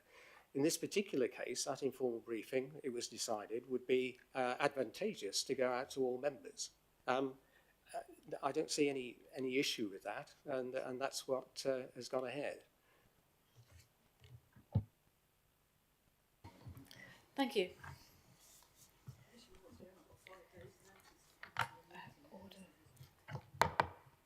Order, please, in the council chamber. Item 10.3, I'm going to invite Councillor Mancini-Boyle to present her question. You have 2 minutes. Thank you, Chair. Decarbonisation, Broadlands Council's path to net zero by 2030, led by the Conservatives Broadland District Council, has already reduced its carbon footprint by over 85% and has 193 tonnes of carbon to remove or offset to achieve net zero by 2030. Having been successful last year under the previous administration in winning the PSDS decarbonisation funding to replace the gas boilers here at the Horizon Centre with air source heat pumps, please can the portfolio holder for the environment confirm all the gas boilers at the Horizon Centre, including the annex, are being replaced with air source heat pumps? How much funding is being contributed by each council? How much carbon will be removed from the Broadland carbon footprint by replacing all the gas boilers with air source heat pumps? And reconfirm the Conservative commitment to achieve carbon zero by 2030. I'm going to invite Councillor Davis to respond. You have 5 minutes, Councillor Davis. Thank you, Chair. First of all, I don't fully acknowledge the figures that you gave there, but to answer the questions, let's get straight on to the questions then. Are all the gas boilers at the Horizon Centre being replaced with air source heat pumps? Yes, it removes all the gas boilers. Question 2, how much funding is being contributed by each council? So the contribution from the 2 councils to the Horizon air source heat pumps is £71,750 each, plus 45k contingency from the Environmental Reserve, plus a revenue of 20k for BDC for project management. but the South Norfolk's contribution to the overall PSDS project is more because of the other buildings that South Norfolk have, such as the leisure centres and so on. Question 3. How much carbon will be removed from the Broadland carbon footprint by replacing all the gas boilers with air source heat pumps? Well, the carbon saving for the air source heat pumps at the Horizon Centre is an estimate. We don't know until the installation has been made. And this is an important point, is that some of the figures that have been bandied around assumes that they've actually been installed. They haven't been installed yet. So the estimate that was included in the application form for the funding was 50.15 tonnes per year. Half of this will be attributed to Broadland, half to South Norfolk. And just for a reference, in 2021-22, from the carbon footprint report, Broadland's footprint was 1,092 tonnes. So, question 4, or point 4, reconfirm the commitment to achieve carbon zero by 2030. I've left out an important word there, because you say a conservative commitment. Actually, it was a council commitment to achieve carbon zero by 2030. All parties voted for that, all parties support that, and that is what we aim to continue with. Thank you. Councillor Mancini-Ball, do you have a supplementary question? You have 1 minute if you do. I do, thank you. I just wondered whether we're on track with getting these air source heat pumps installed. I know time was tight to get a contract, and if we don't get them installed in September, then the money will be recalled. So we were at the point of trying to find a contractor, and I'm just wondering how far down the line we are with that, please. Yes, thank you very much. We are, I've been assured we're on track. Tenders have gone out and they will come back in. We intend to keep to the timeline. It's very, as you say, we're very conscious of the fact that this is funding which is time bound, and so we do need to keep to what is a very tight schedule. But officers are working on this and have assured me that we're on track for that, to retain that funding and to install those air source heat pumps. Thank you. Thank you, Councillor Davis. We're going to go on to motions, and again I'm going to ask the monitoring officer to explain the process for all new members in the council. Thank you, Chair. So there are again time limits on motions. So the proposer of the motion has 5 minutes to present their motion to council. The seconder can speak or reserve their right. Each member then has 3 minutes each if they wish to debate, and may only speak once on the item. If the seconders reserve their right, we will then invite them to speak and then ask the proposer to respond before going to a vote. If there are any amendments tabled, I will talk you through the process for amendments when they are tabled. Thank you, Chair. Thank you. Councillor Mancini-Ball, would you like to present your motion to council? You have 5 minutes. Thank you.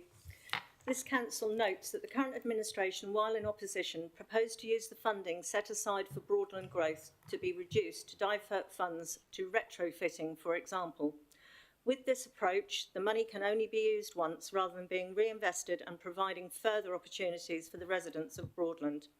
The Conservative group are keen to see that the £7 million currently allocated to Broadland growth is used as was initially intended. There is already a history of building quality homes for our residents whilst turning a profit that can be reinvested back into the council. With the funds returned to the public purse, this will help to address the gap in the medium-term financial plan. This is residents' money, and the Conservative group call for the council to do what is best for all of our residents so as not to increase the risk of escalating council tax. This council resolves: 1, to confirm the £7 million continued investment in Broadland growth, and 2, to ensure that a pipeline of projects with full business cases are developed to ensure that this council continues with its prime objective of delivering for all residents and businesses. Thank you. Thank you. Councillor Weinmark, I invite you to second the motion. Do you wish to speak now or reserve the right? Trudy. Thank you, Chairman. I'm very happy to second this motion and I reserve the right. Thank you. Thank you. I will invite the debate for members, and just a reminder, you have 3 minutes each and can only speak once. Would anybody like to speak first? Councillor Holland? Yes, thank you. I'd just like to say that the officers are looking at quite a lot of opportunities for us to deliver market housing, affordable housing, and potentially bring a return to the council. At the moment, they're working on viability appraisals that will be coming back, probably presented at some point for a decision by members.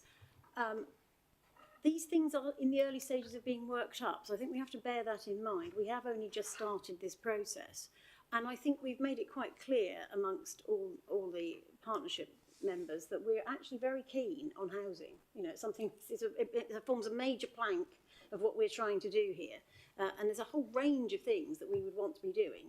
So I think it's fair to say that those are things that people have gone off to have a look at, and there's a huge range of different options. So there's return through rents, there's different types of tenure, there's social housing, there's intermediate rent, private rent, there's all sorts of things that we may be able to bring forward in our housing offer, and it may involve Broadland growth. I'd also like to add that the money is in the budget and it's sitting there in Broadland growth. We're not proposing to change that, so I'm not quite sure what this motion is actually attempting to do. So I don't think I can support it because I don't think it's actually changing anything. The only other thing I would add is that it may be that we might try a different vehicle. So at the moment we've got Broadland growth. We only have half of that. We only get half the profits from that. It may be that, you know, the council will want to have its own property company entirely to itself. And it may be wanting to put in monies that we'll get from funding for a whole vast range of things that are available to us to use that. So that would be my suggestion. Is I'm not quite sure what this motion is trying to do, but I can't support it on those grounds because I think we're already doing it and it's already in there. Thank you. Councillor Clancy. Thank you, Chairman. I am reassured that the leader has confirmed that Broadland growth will continue, and I do think it is very important that we offer a mix of housing options. For market houses where potentially we can make a profit, to reinvest in shared ownership and shared equity and social housing. I think this is very, very important.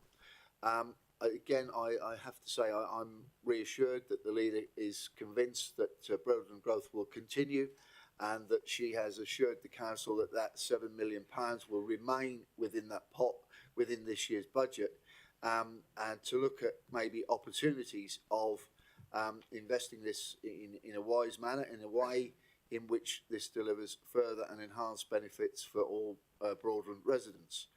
And I think the second part of the motion, which Councillor Mancini-Paul refers to, is full business case to develop the council continues with its prime objective in delivering for all residents and businesses. I mean, I think this is an obvious. An obvious is that, you know, if we can have commercial opportunities to use the commercial side of Broadland growth, maybe, again, I recognise what the leader said, if there is a different way of operating it, whereby it can still return a profit, not a dirty word, if it can be reinvested to the benefits of all residents to enhance the housing offer. So I think we're probably on the right tracks with this, and I think the reassurance we've received is there. But I hope that the administration will bring any major changes back to the council so we can discuss that to ensure that this new proposal, any new proposals, and it is absolutely right and proper, you can and should develop new proposals, but meet the criteria of using the resource to benefit a profit, to actually reinvest so that all residents at all levels of housing can have that benefit. So, yeah, thank you, Chairman. Thank you, Councillor Clancy. I've got Councillor Roper next, please. Thank you, Chair. I'm not going to be supporting this motion tonight because I disagree with the style and the substance. If we turn to the style first, I don't see any place in a motion to council having the various pontifications and views of what the Conservative group or what the Conservative group feels. A resolution to council is what council resolves, and actually the the discussions or the fears of a single political group shouldn't actually have a place in a motion to council. And frankly, the first paragraph is pretty much irrelevant. With regard to the substance of the motion, there are two parts to that. And number one isn't a lesson for you. Council sets a budget. That's the budget until there's a resolution otherwise. Actually, whether we vote for or against number one tonight doesn't mean diddly squat. The budget is the budget.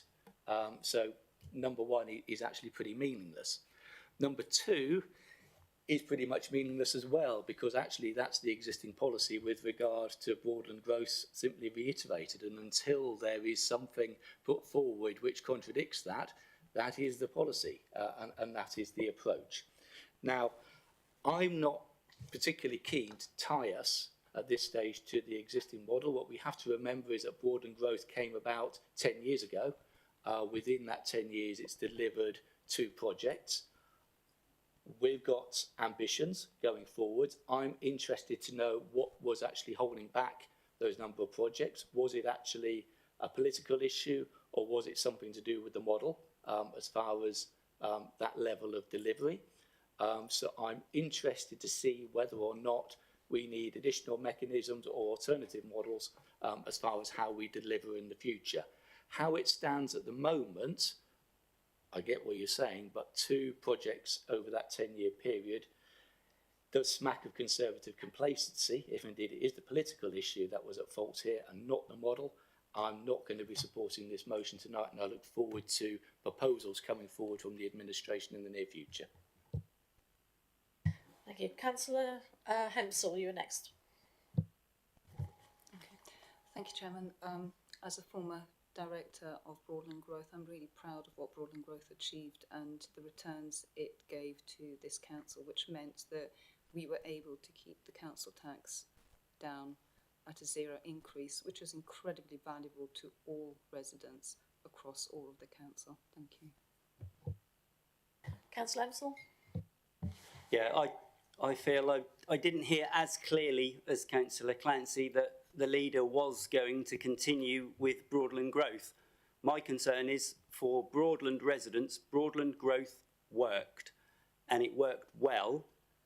Are any changes could see a project go wrong where millions of pounds could be lost? And unfortunately, we have seen other local councils do that, do building projects and see millions of pounds go wrong. Broadland growth works, it works well, we've got good partners that we're working with, and I feel that would be the best place to have that projects moving forward. The administration that we've got at the moment want to change that. I think it's a big risk to change something that's working. Councillor Riley. Thank you. Yes, I can't support this motion. I think the leader and Dan Roper also covered points that are actually very, very relative. Broadland growth, as Councillor Roper has indicated, returned 2 projects. As I understand it, profit was returned, as Lana Hempsall has referred, into the coffers, shall we say, of the council and used to support the council, as far as we can see, which is what Lana was saying. Now, the issue here is that, as we've already said, we are reviewing council policies. One of that is housing. We've got a great focus in on housing and working with our portfolio holder, Natasha Harpley, on this as well. But it all has to come about from examination of the model that existed. What did that model produce? There's 2 projects, and also what was the political direction in terms of that model and direction generally in terms of housing. So you have to examine that, the model.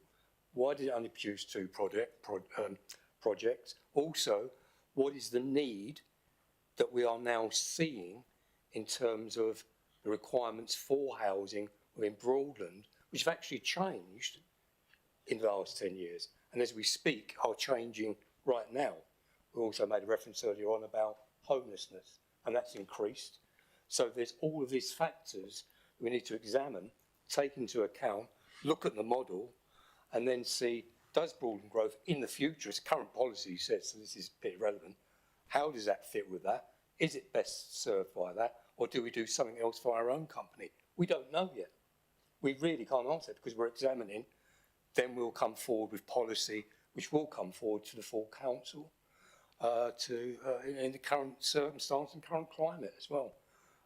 So we're very much in an enthusiastic way working on this and putting a great deal of effort on it. And it's not a 5-minute job. Proper examination, proper development is not a 5-minute job. That's risky. So might not be within the next month or two, but it will certainly be coming back, and in terms of budgets as well. And I'll leave it there. Thank you. Thank you. I have Councillor Hartley next, please. Thank you, Chair. As stated earlier, I am looking very closely at housing options, delivery options, modelling, all of that. So because of that, I will not be able to support this as I want all options on the table. I'm very much aware of the potential for expensive mistakes such as the eco-cube. I wouldn't want to be embarrassed like that. Thank you. Do we have anybody else who would like to comment who hasn't spoken? Councillor Lemming. Thank you, Madam Chair. Yeah, I'm really pleased actually to hear that this new administration is putting housing at the top of the agenda. So thank you for that, because it really is a very high importance. I recognise that Broadland Growth had brought about 2 very good projects in the past that were really beneficial to residents, but the last project was delivered in 2020, and I had some concerns that the money in the budget was not being spent. It hadn't been allocated for any specific projects, and so the value of that money is actually depreciating as inflation rises. So I very much look forward to the plans that the new administration will put in place. Thank you. Councillor Gurney. Yes, thank you, Chairman. I listened very interestingly to some of the responses going on here, and I hear the same words being repeated time and time again. And it's concerning me because I want to hear all about your new policies, models, examine how you've examined the facts, the options, but how long is it going to take? Because I really do want to hear fairly expediently, in this current climate we are living in, about what you are proposing to do. Because all I hear is examine the models, examine the options, examine the policies, but I don't hear any substantive recommendations coming that we can actually debate, and I really would like some form of timeline. Thank you. Do we have anybody else who wish to make a comment? No? Okay, I'm going to go to Councillor Weinmott, please. Thank you, Chairman. It's been a very interesting discussion, and I am disappointed that it's not going to be supported. Councillor Roper spoke about fears. The reason there are fears are because the only budget proposal from the Liberal Democrats this year was to take £1 million out of the £7 million reserve to spend on temporary accommodation, and yet tonight 435 million of surplus was not agreed. 35,000, sorry, of surplus. Sorry, we did ever so well. Yeah, sorry, 435,000 surplus is denied to move. The Greens' proposal for the budget was that the whole 7 million was moved to spend on retrofitting. That's what it was. It was over the 3 years. That's absolutely what it was. There's no denying that. It was very clear that that was the suggestion. So if there are fears, they're very founded fears. They're not unfounded, they're founded upon things that were said in the previous chamber, not here. This motion is very much about reinforcing our commitment. It's not saying we're not going to build houses, it's saying that we are. It's saying that we will build good quality housing. As I say, a mix of tenure, absolutely. And I was a director for the latter part of the last administration. And it was very much my view and my thrust that I wanted to build houses for people, local people, not just local people in private accommodation, but affordable accommodation too. And that was very much the thrust of where I came from. So I very much support that. I mean, yes, there were only 2 projects, absolutely right, and there should have been more. The last 2 years, though, neutrality has held that back. But we have a very, very good officer on board now who is driving this, who will make a massive difference. So I think there are lots of different factors we need to look at. I think we're conflating issues when we talk about the eco-cube. That was a long time ago, and that was nothing to do with housing. There was nothing to do with housing. It was a poor decision. Nobody's going to argue that. But I think to bring that up now is spurious and totally unconnected. So I don't see that at all. I think this is a perfectly good motion which could and should be supported by council, and I'll be disappointed if that is the case that they do not do so. So thank you. Councillor Mancini-Ball, I'll ask you to respond. Yes, thank you. Yes, I think Councillor Wymark has just mentioned exactly why the motion came forward. At budget setting time, the whole lot of the money would have gone on retrofitting if the Green Party had had their way. So I would remind the leader that that is what was said, and that's why I've brought the motion forward. The other thing I would mention is Broadland District Council can do projects alone through Broadland Growth. They don't have to do it in partnership, so they can go it alone. And no, it's not politics, the reason why no buildings have been built since 2020. It's finding land, and as Councillor Wymack said, it's nutrient neutrality, which Broadland District Council has funded this to get the solution for that. With regards to Councillor Roper, I'd just like to remind him the grant budget was the budget until it wasn't tonight. One of the things you could be considering, for instance, is developing Thorpe Lodge. Now we're out of the 12-month limit. Thank you. Thank you. I'm going to ask members to go to the votes now. All those in favour of the motion, please show your hands. Thank you.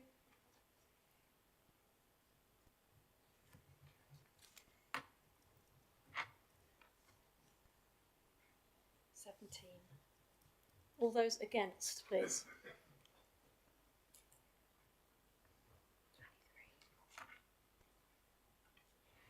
23, Chairman. Thank you. The motion is lost. Thank you. Right, we're going to go on to the last motion on the agenda. Sorry? Second, I've got 3. Second. Oh, God, yeah. Okay, sorry, the second. I'm losing track here. Councillor Empsall, would you like to present your motion? You have 5 minutes, please. I'm sure you meant Councillor Hempsall, Chair. And so, yes, I'm going to ask Councillor I said Councillor Empsall, didn't I? Empsall. Sorry, I apologise. I think I said this before, hearing like a bat, right? So, right, I'm going to ask Councillor Copplestone to read the motion out, and then I'll complete the time by speaking to the motion myself, if that's okay with you. Thank you. Following the dismissed judicial review JR of the development consent order to dual the A47 between Blowfield and North Burlingham, North Tuddenham and Easton, and the redevelopment of the Thickthorn Junction where the A11 meets the A47, Broadland District Council resolves to fully support this important infrastructure project, and will write to the Secretary of State for Transport and the Roads Minister to ensure National Highways deliver the improvements. In addition, as the JR brought by the climate change spokesperson Andrew Boswell has caused unnecessary delay to the project, Broadland District Council urges National Highways to approve the designated funds bids submitted by Norfolk County Council to create a direct walking, cycling connection between Lingwood and North Burlingham, and an east-west walking, cycling connection between North Burlingham and Acle. Additionally, I would ask you highlight the importance of the schemes to the ongoing success of Broadland Food Innovation Centre. These improvements will support local residents, businesses and visitors to Broadland and the wider area, giving greater choice about the way in which they go about their daily activities. Thank you, Councillor Hempsall. Sorry, Councillor Copplestone. Councillor Hempsall, seconding the proposal? No, I'm going to speak. So I'm proposing it. I just asked Councillor You're proposing Cropston to read out the motion for me Okay, because do you I'm have a visually seconder? impaired. So can I complete my 5 minutes now speaking to the motion? Yeah. Okay. Carry on. So I'm bringing this motion forward because I am incredibly disappointed that this really valuable infrastructure project for Norfolk has been delayed unnecessarily. The section in my county division at North Birmingham is one of the UK's worst accident hotspots, and by making these improvements, we are going to save this country from 500 accidents over the next few years. I'm also incredibly disappointed that this delay possibly means that the Norfolk County Council bid to the designated funds pot associated with National Highways infrastructure projects is potentially being lost because in this funding bid for infrastructure projects, all approved projects that were allowed to go ahead without a judicial review have had their designated funds money put forward. I'm asking this on behalf of my communities on the east of this county. This will save journey times in this section of the A47 in the North Birmingham part by 2.5 minutes, which means less congestion, less stationary traffic. We all know about the tailbacks back to the Brundle roundabout and potentially to the Acle roundabout on the other side. And these, when accidents occur, the congestion is even worse and stationary traffic completely gridlocks this part of the county. On the other side at East Tuddenham, during that part of the road will save 7 minutes on journey times. This together will mean a saving from people having to sit in stationary traffic. This will mean tens of millions of pounds of business hours saved by ensuring that this county can keep moving. I urge this council to support this motion. Thank you.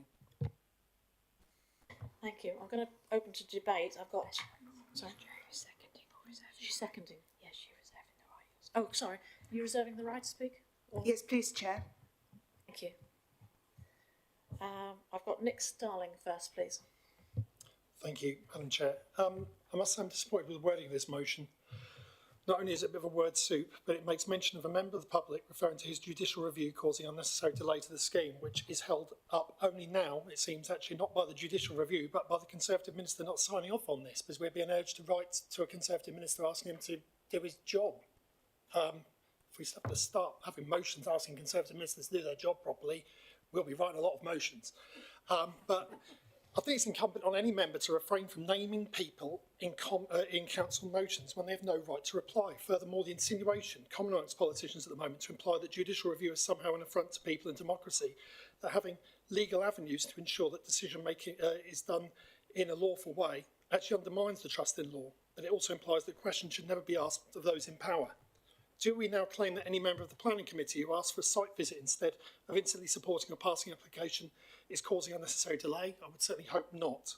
I hope all members will reflect on the way that wordings of motions are put together and think long and hard about the privileged position we are in and avoid wherever possible naming those who have no right of reply.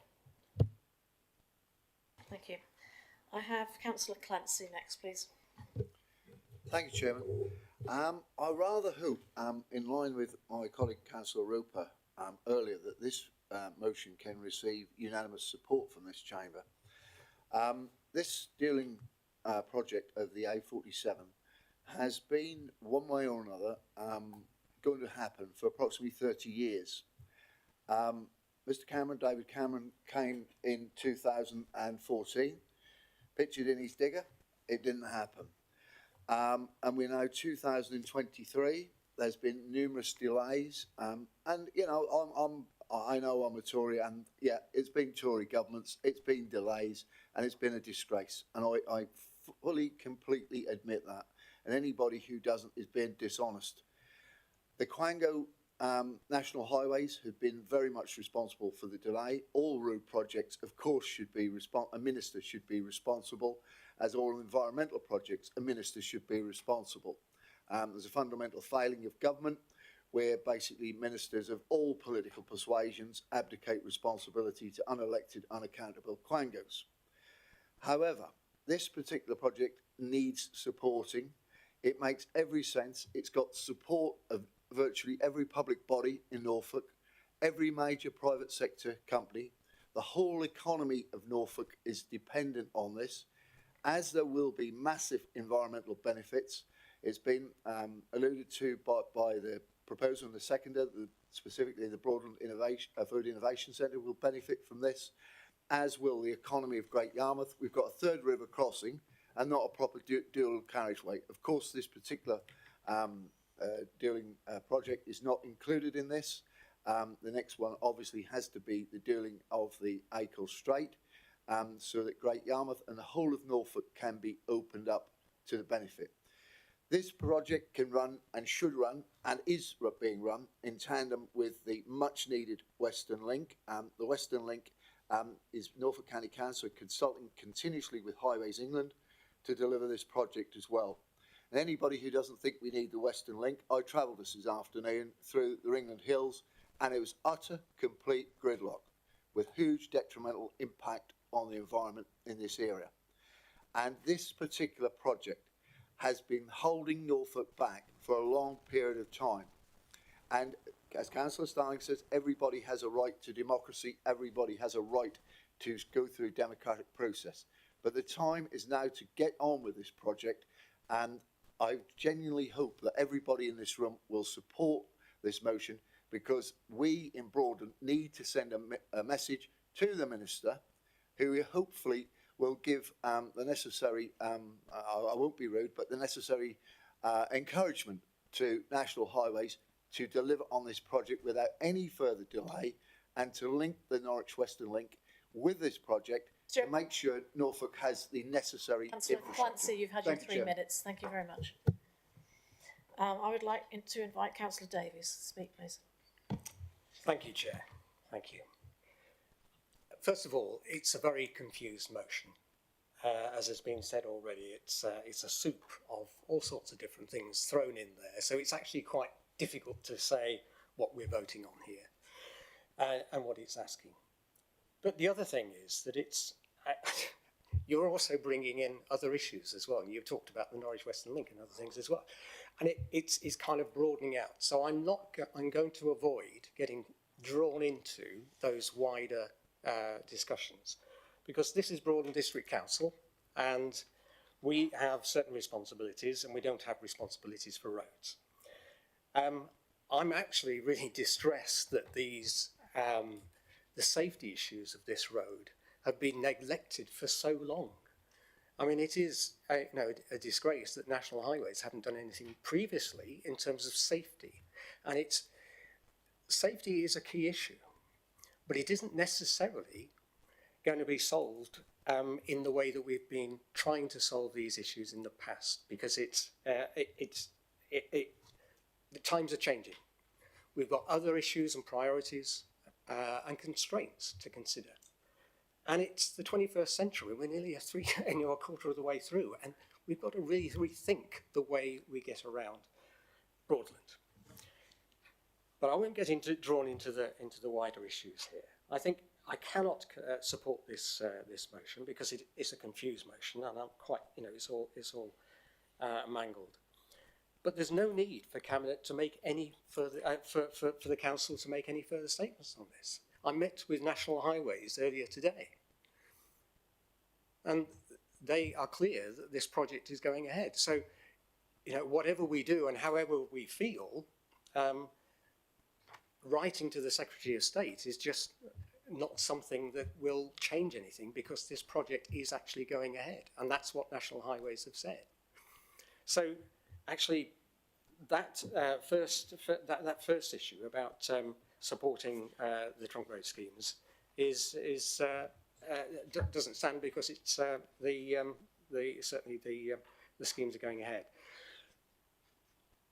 In terms of designated funds, I think we have to be clear about those designated funds. National Highways is a private company that has designated funds to support, arm's length company that has designated funds to support community,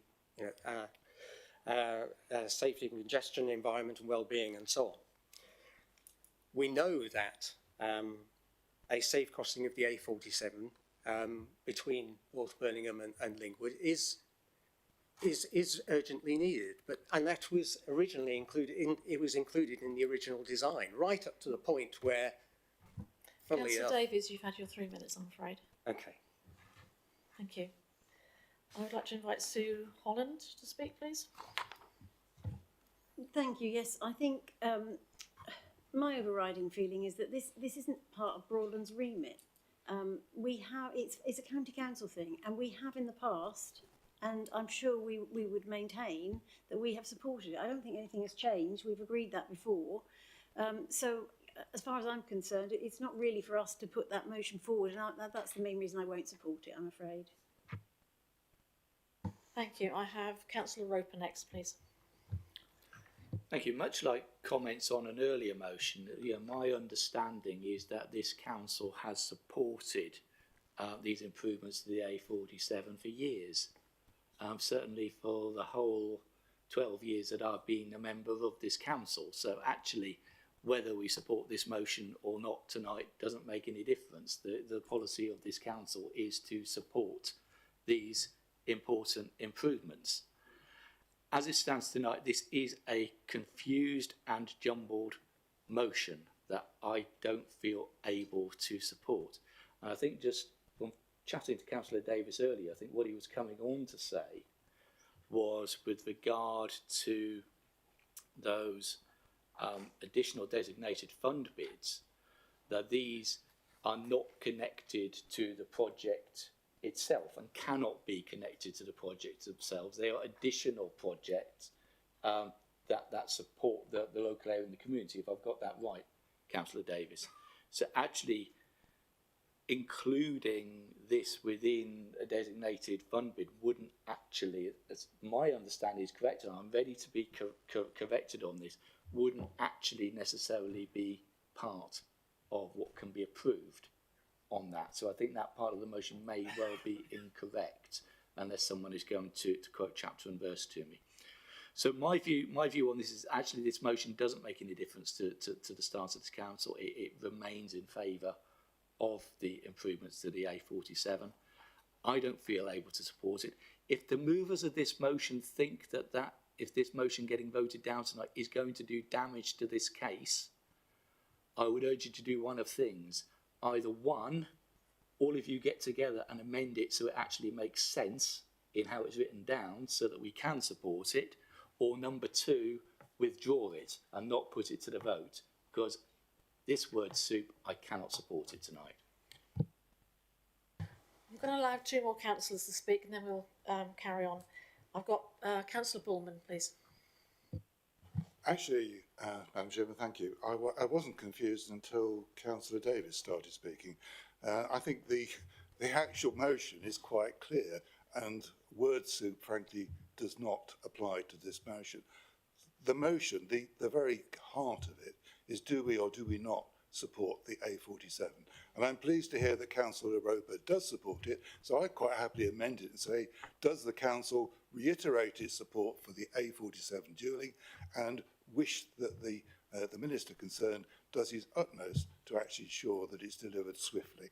If for no other reason, then this is the precursor to the Western Link, which I'm sure is just as important as this.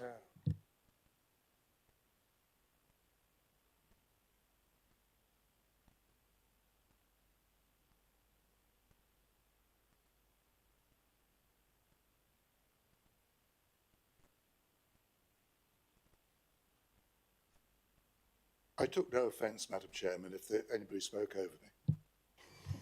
I'm going to ask Councillor Royal to speak, please. Yes, thank you, Chair. The dualling, obviously, of the A47 has very split views amongst residents themselves, and obviously we know that it is split between the council too. We met with Highways earlier today, and they have confirmed that even if an appeal was lodged, the road works would still commence. This wouldn't be held back. And I would like to also sort of address that I don't think there is any issue between anybody wanting the cycling or walking connections is something that we really all do want. But Highways have also confirmed that they don't feel that the designated funds would be approved whilst the road was being built. They have said that it should be waited until it's finished being built and then applied for again.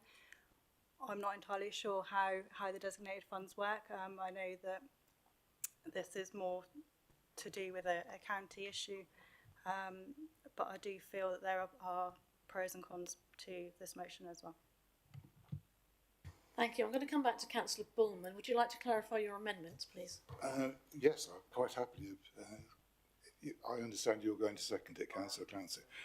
That this council supports the dualling of the A47 and wishes the minister concerned to accelerate the programme such that it is completed without further delay. I put that to the whole council.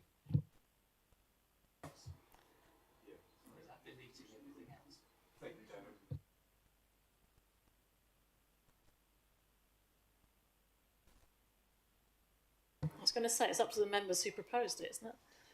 If they wish to accept an amendment. Can I just clarify, Councillor Bullman, because we're trying to scribble this down as you're speaking rather quickly. Can you just repeat for me? I've got most of it. I just need the last bit, please. I'm 75, you know. You can't expect me to remember everything. I'm 45 and I can't write that quick enough. This council endorses the dualling of the A47 and wishes to write to the minister concerned to ensure that this matter is speedily expedited. That's probably not verbatim what I said before, but it probably do. Have you got that? Yeah. Okay, so we have the amendment seconded by Councillor Clancy.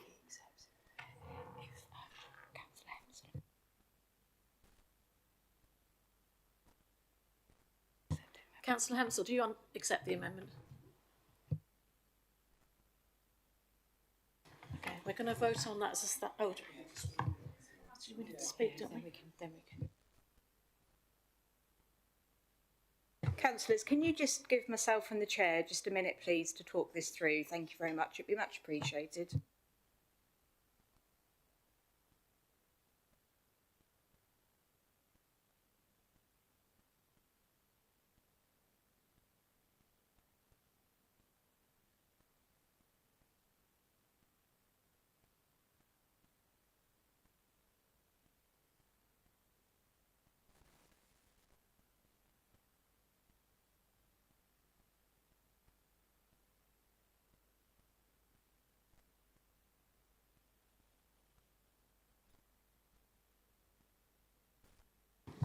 Right, can we have order, please?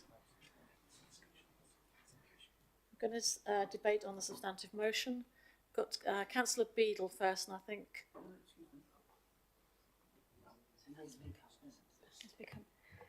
So to be really clear to members, that has been accepted, so that has become the substantive motion that we can now debate upon. If you have any new items to raise under that substantive motion, we will now do so. Thank you.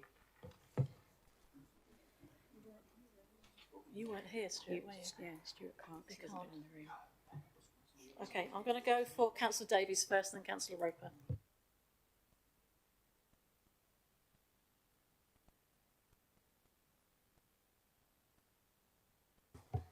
Okay, all right? Yeah. Yeah. Okay, thanks. So, as I said before, we've already spoken to National Highways today, and they are going ahead with the construction of this road, whether we oppose it or whether we're for it. It's going ahead. So it's a bit of a waste of time to be able to write to the minister to say expedite this road if it's actually going ahead already. And I really don't see the point of the motion as stated, since this road is under construction.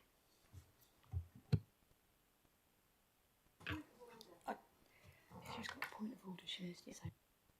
Under what constitutional point of order, Councillor Gurney? I'm making a constitutional point of order in a procedure for this meeting. Under which procedure rule? I don't have the constitution in front of me, I'm afraid. I don't have it all in my head. Sorry? Well, we need to move on if you don't have it with you. I wanted to ask if we had the National Highways have put this in writing, that's all. Point of order. It's not a point of order, Councillor Gurney. Councillor Roper, would you like to continue?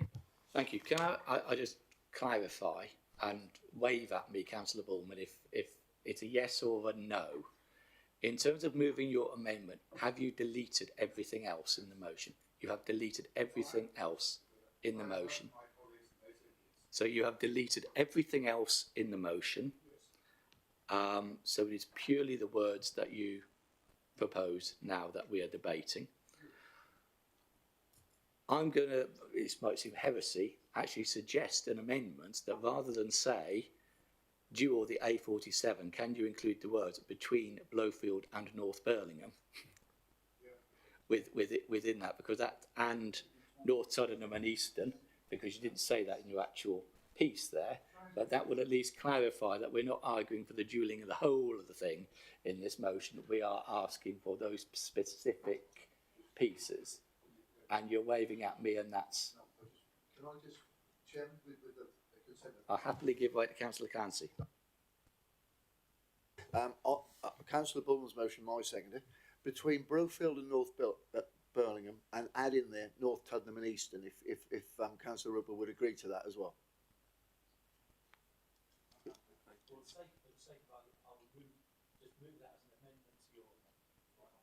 Yes, yes. Yes. Let's move to the vote. If Councillor Hempsall and Councillor Copperstone are happy to accept that. I accept that, Chair. And Councillor Bullman. Okay, so can we rewrite? I would return to my earlier comment that I don't think actually the motion itself will make that much difference, but if it's going to keep everybody happy in this room at this precise moment in time, I'm prepared to go with it.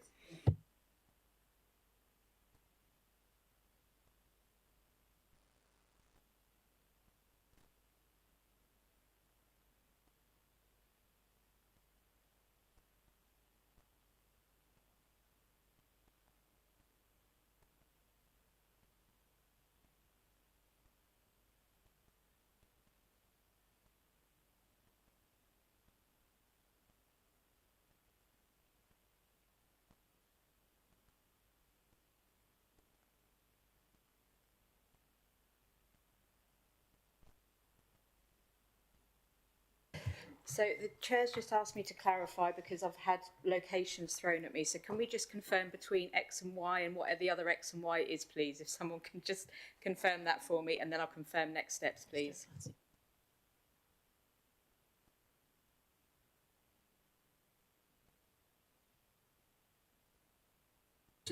Sorry, that we add the words in there between Blowfield and North Birmingham and North Tuddenham and Easton, and redevelop the Thickthorn junction. In fact, if Councillor Roper would agree, that first paragraph, the first paragraph would... You're adding more to it. Sorry, okay. Oh, no, well, I'm just happy with it, okay. With between Bluefield and North Birmingham and North Tuddenham and Easton, and that we, this council endorses, and what the rest of what Councillor Bullman said. And I would propose we go to the vote. I'm still happy to second that if Councillor Bullman... Yep. And recorded vote, please, John.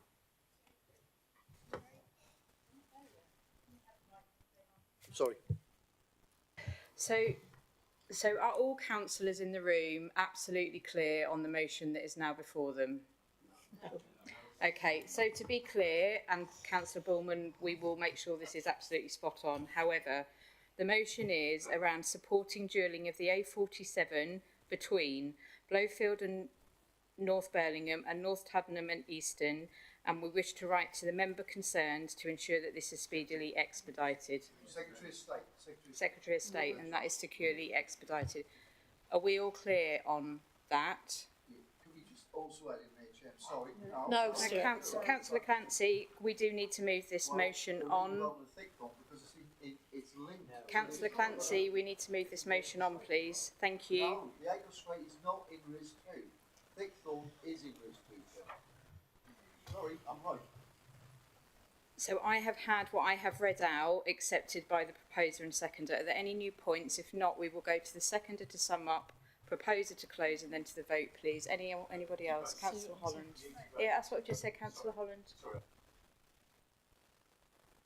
We have Councillor Holland first, Councillor Catchpole, and then Councillor Riley, and then Councillor Copplestone.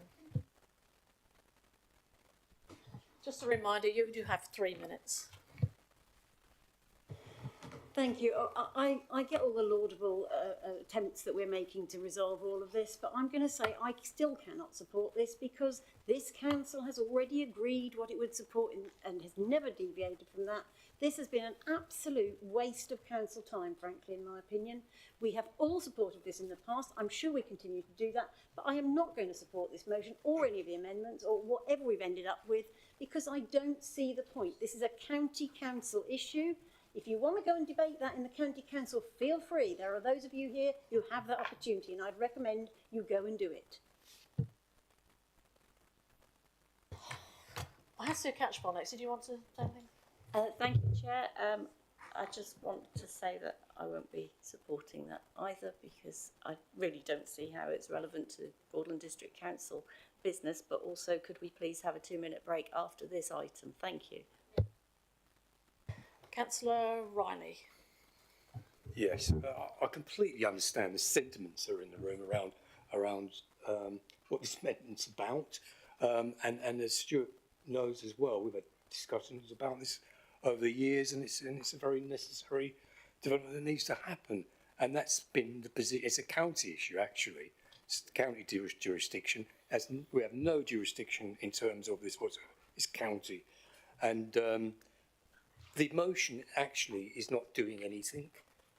It is already in progress. The road's going to be built. So I think the motion is actually just about a gesture. And the gesture for me isn't actually worth supporting.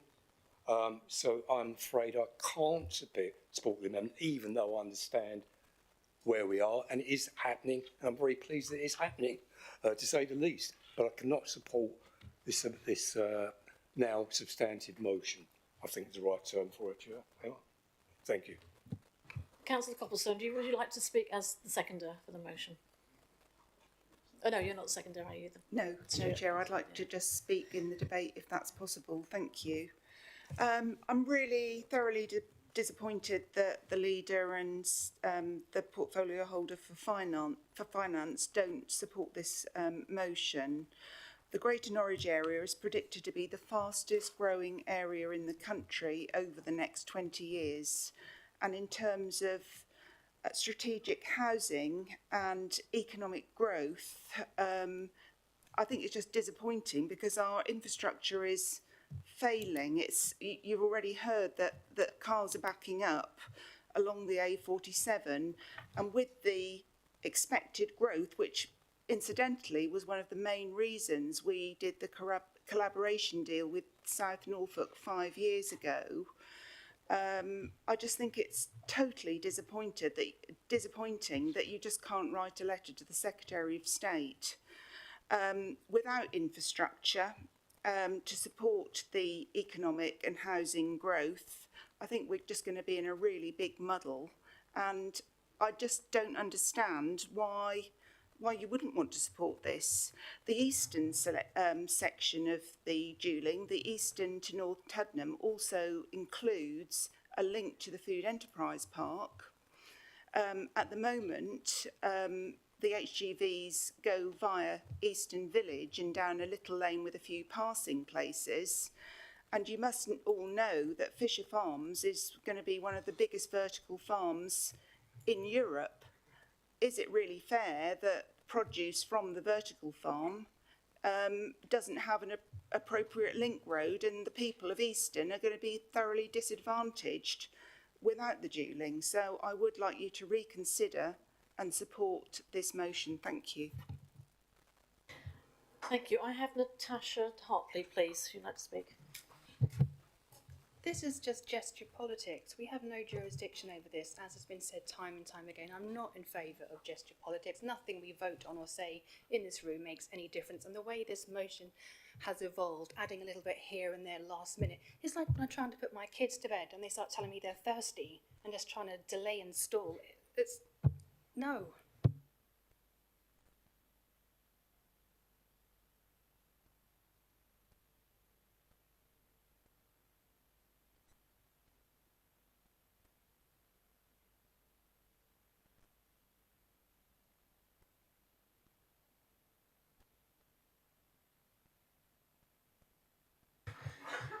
Councillor Copplestone, would you like, as a seconder of the original motion, would you like to speak?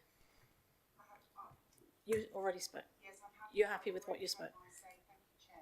Okay. Councillor Hempsall, please. Thank you, Chairman. I just want to address a few things that were raised in the debate. At the beginning of the agenda, we have public speaking and questions from members of the public, and as this motion was printed with the agenda, I'm fairly certain that Mr. Boswell could have come to the meeting and addressed us in relation to this motion. Secondly, I have accepted amendments to this motion from Councillor Roper because we have enjoyed many years of collaboration and working together. And the reason this motion is here in front of us today is because there has been a change in administration, and throughout this evening it has been signalled that there will be policy changes, that there will be reviews to the way we do things, and that the budget moving forward is going to look very different. And for the sake of my residents in my part of the district, and so did Joe, I guess it was important to us to understand that this council still supports the dualling of the A47, and that the planning portfolio holder supports the dualling of the A47. These are important pieces of the jigsaw moving forward, so that I understand and I can explain to my residents that there is not internal discord in the new administration at Broadland District Council. Thank you. Thank you. I'm going to go to the vote, and could I just have a clarification? Can I just ask for a recorded vote as well? Sorry. Recorded vote. Yes, please. Do you have a seconder? And all those in favour of a recorded vote? Recorded vote. Okay, thank you. Just to remind councillors, councillors Beadle and Goodman, as you did leave the room, you won't be able to vote on this item.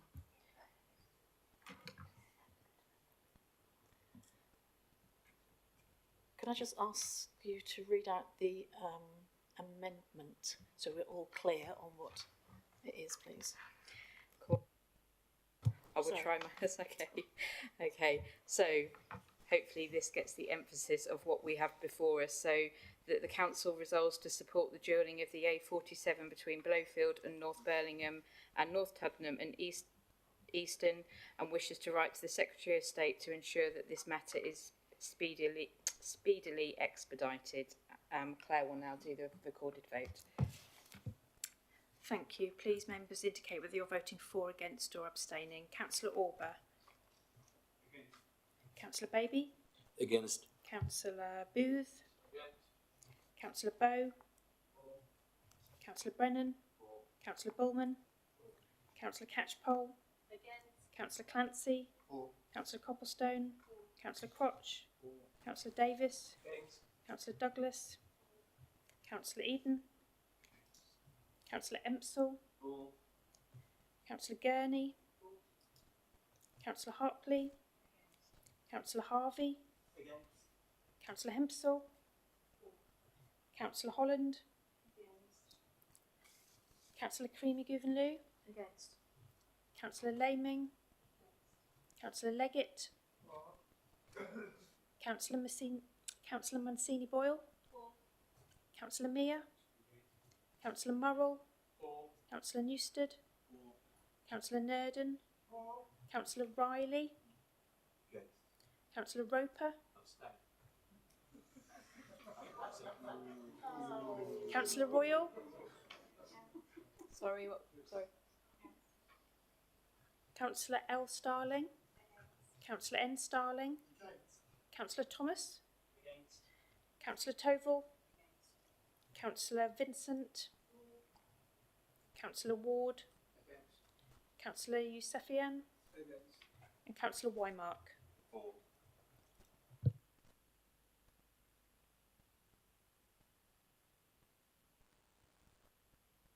17 for, 20 against and 1 abstention. The motion is lost. Chair, did you want to take a break and have Yeah, I was going to suggest we have a 5-minute break as we've been going on quite a long time. Can you all make sure there's no mics on, please?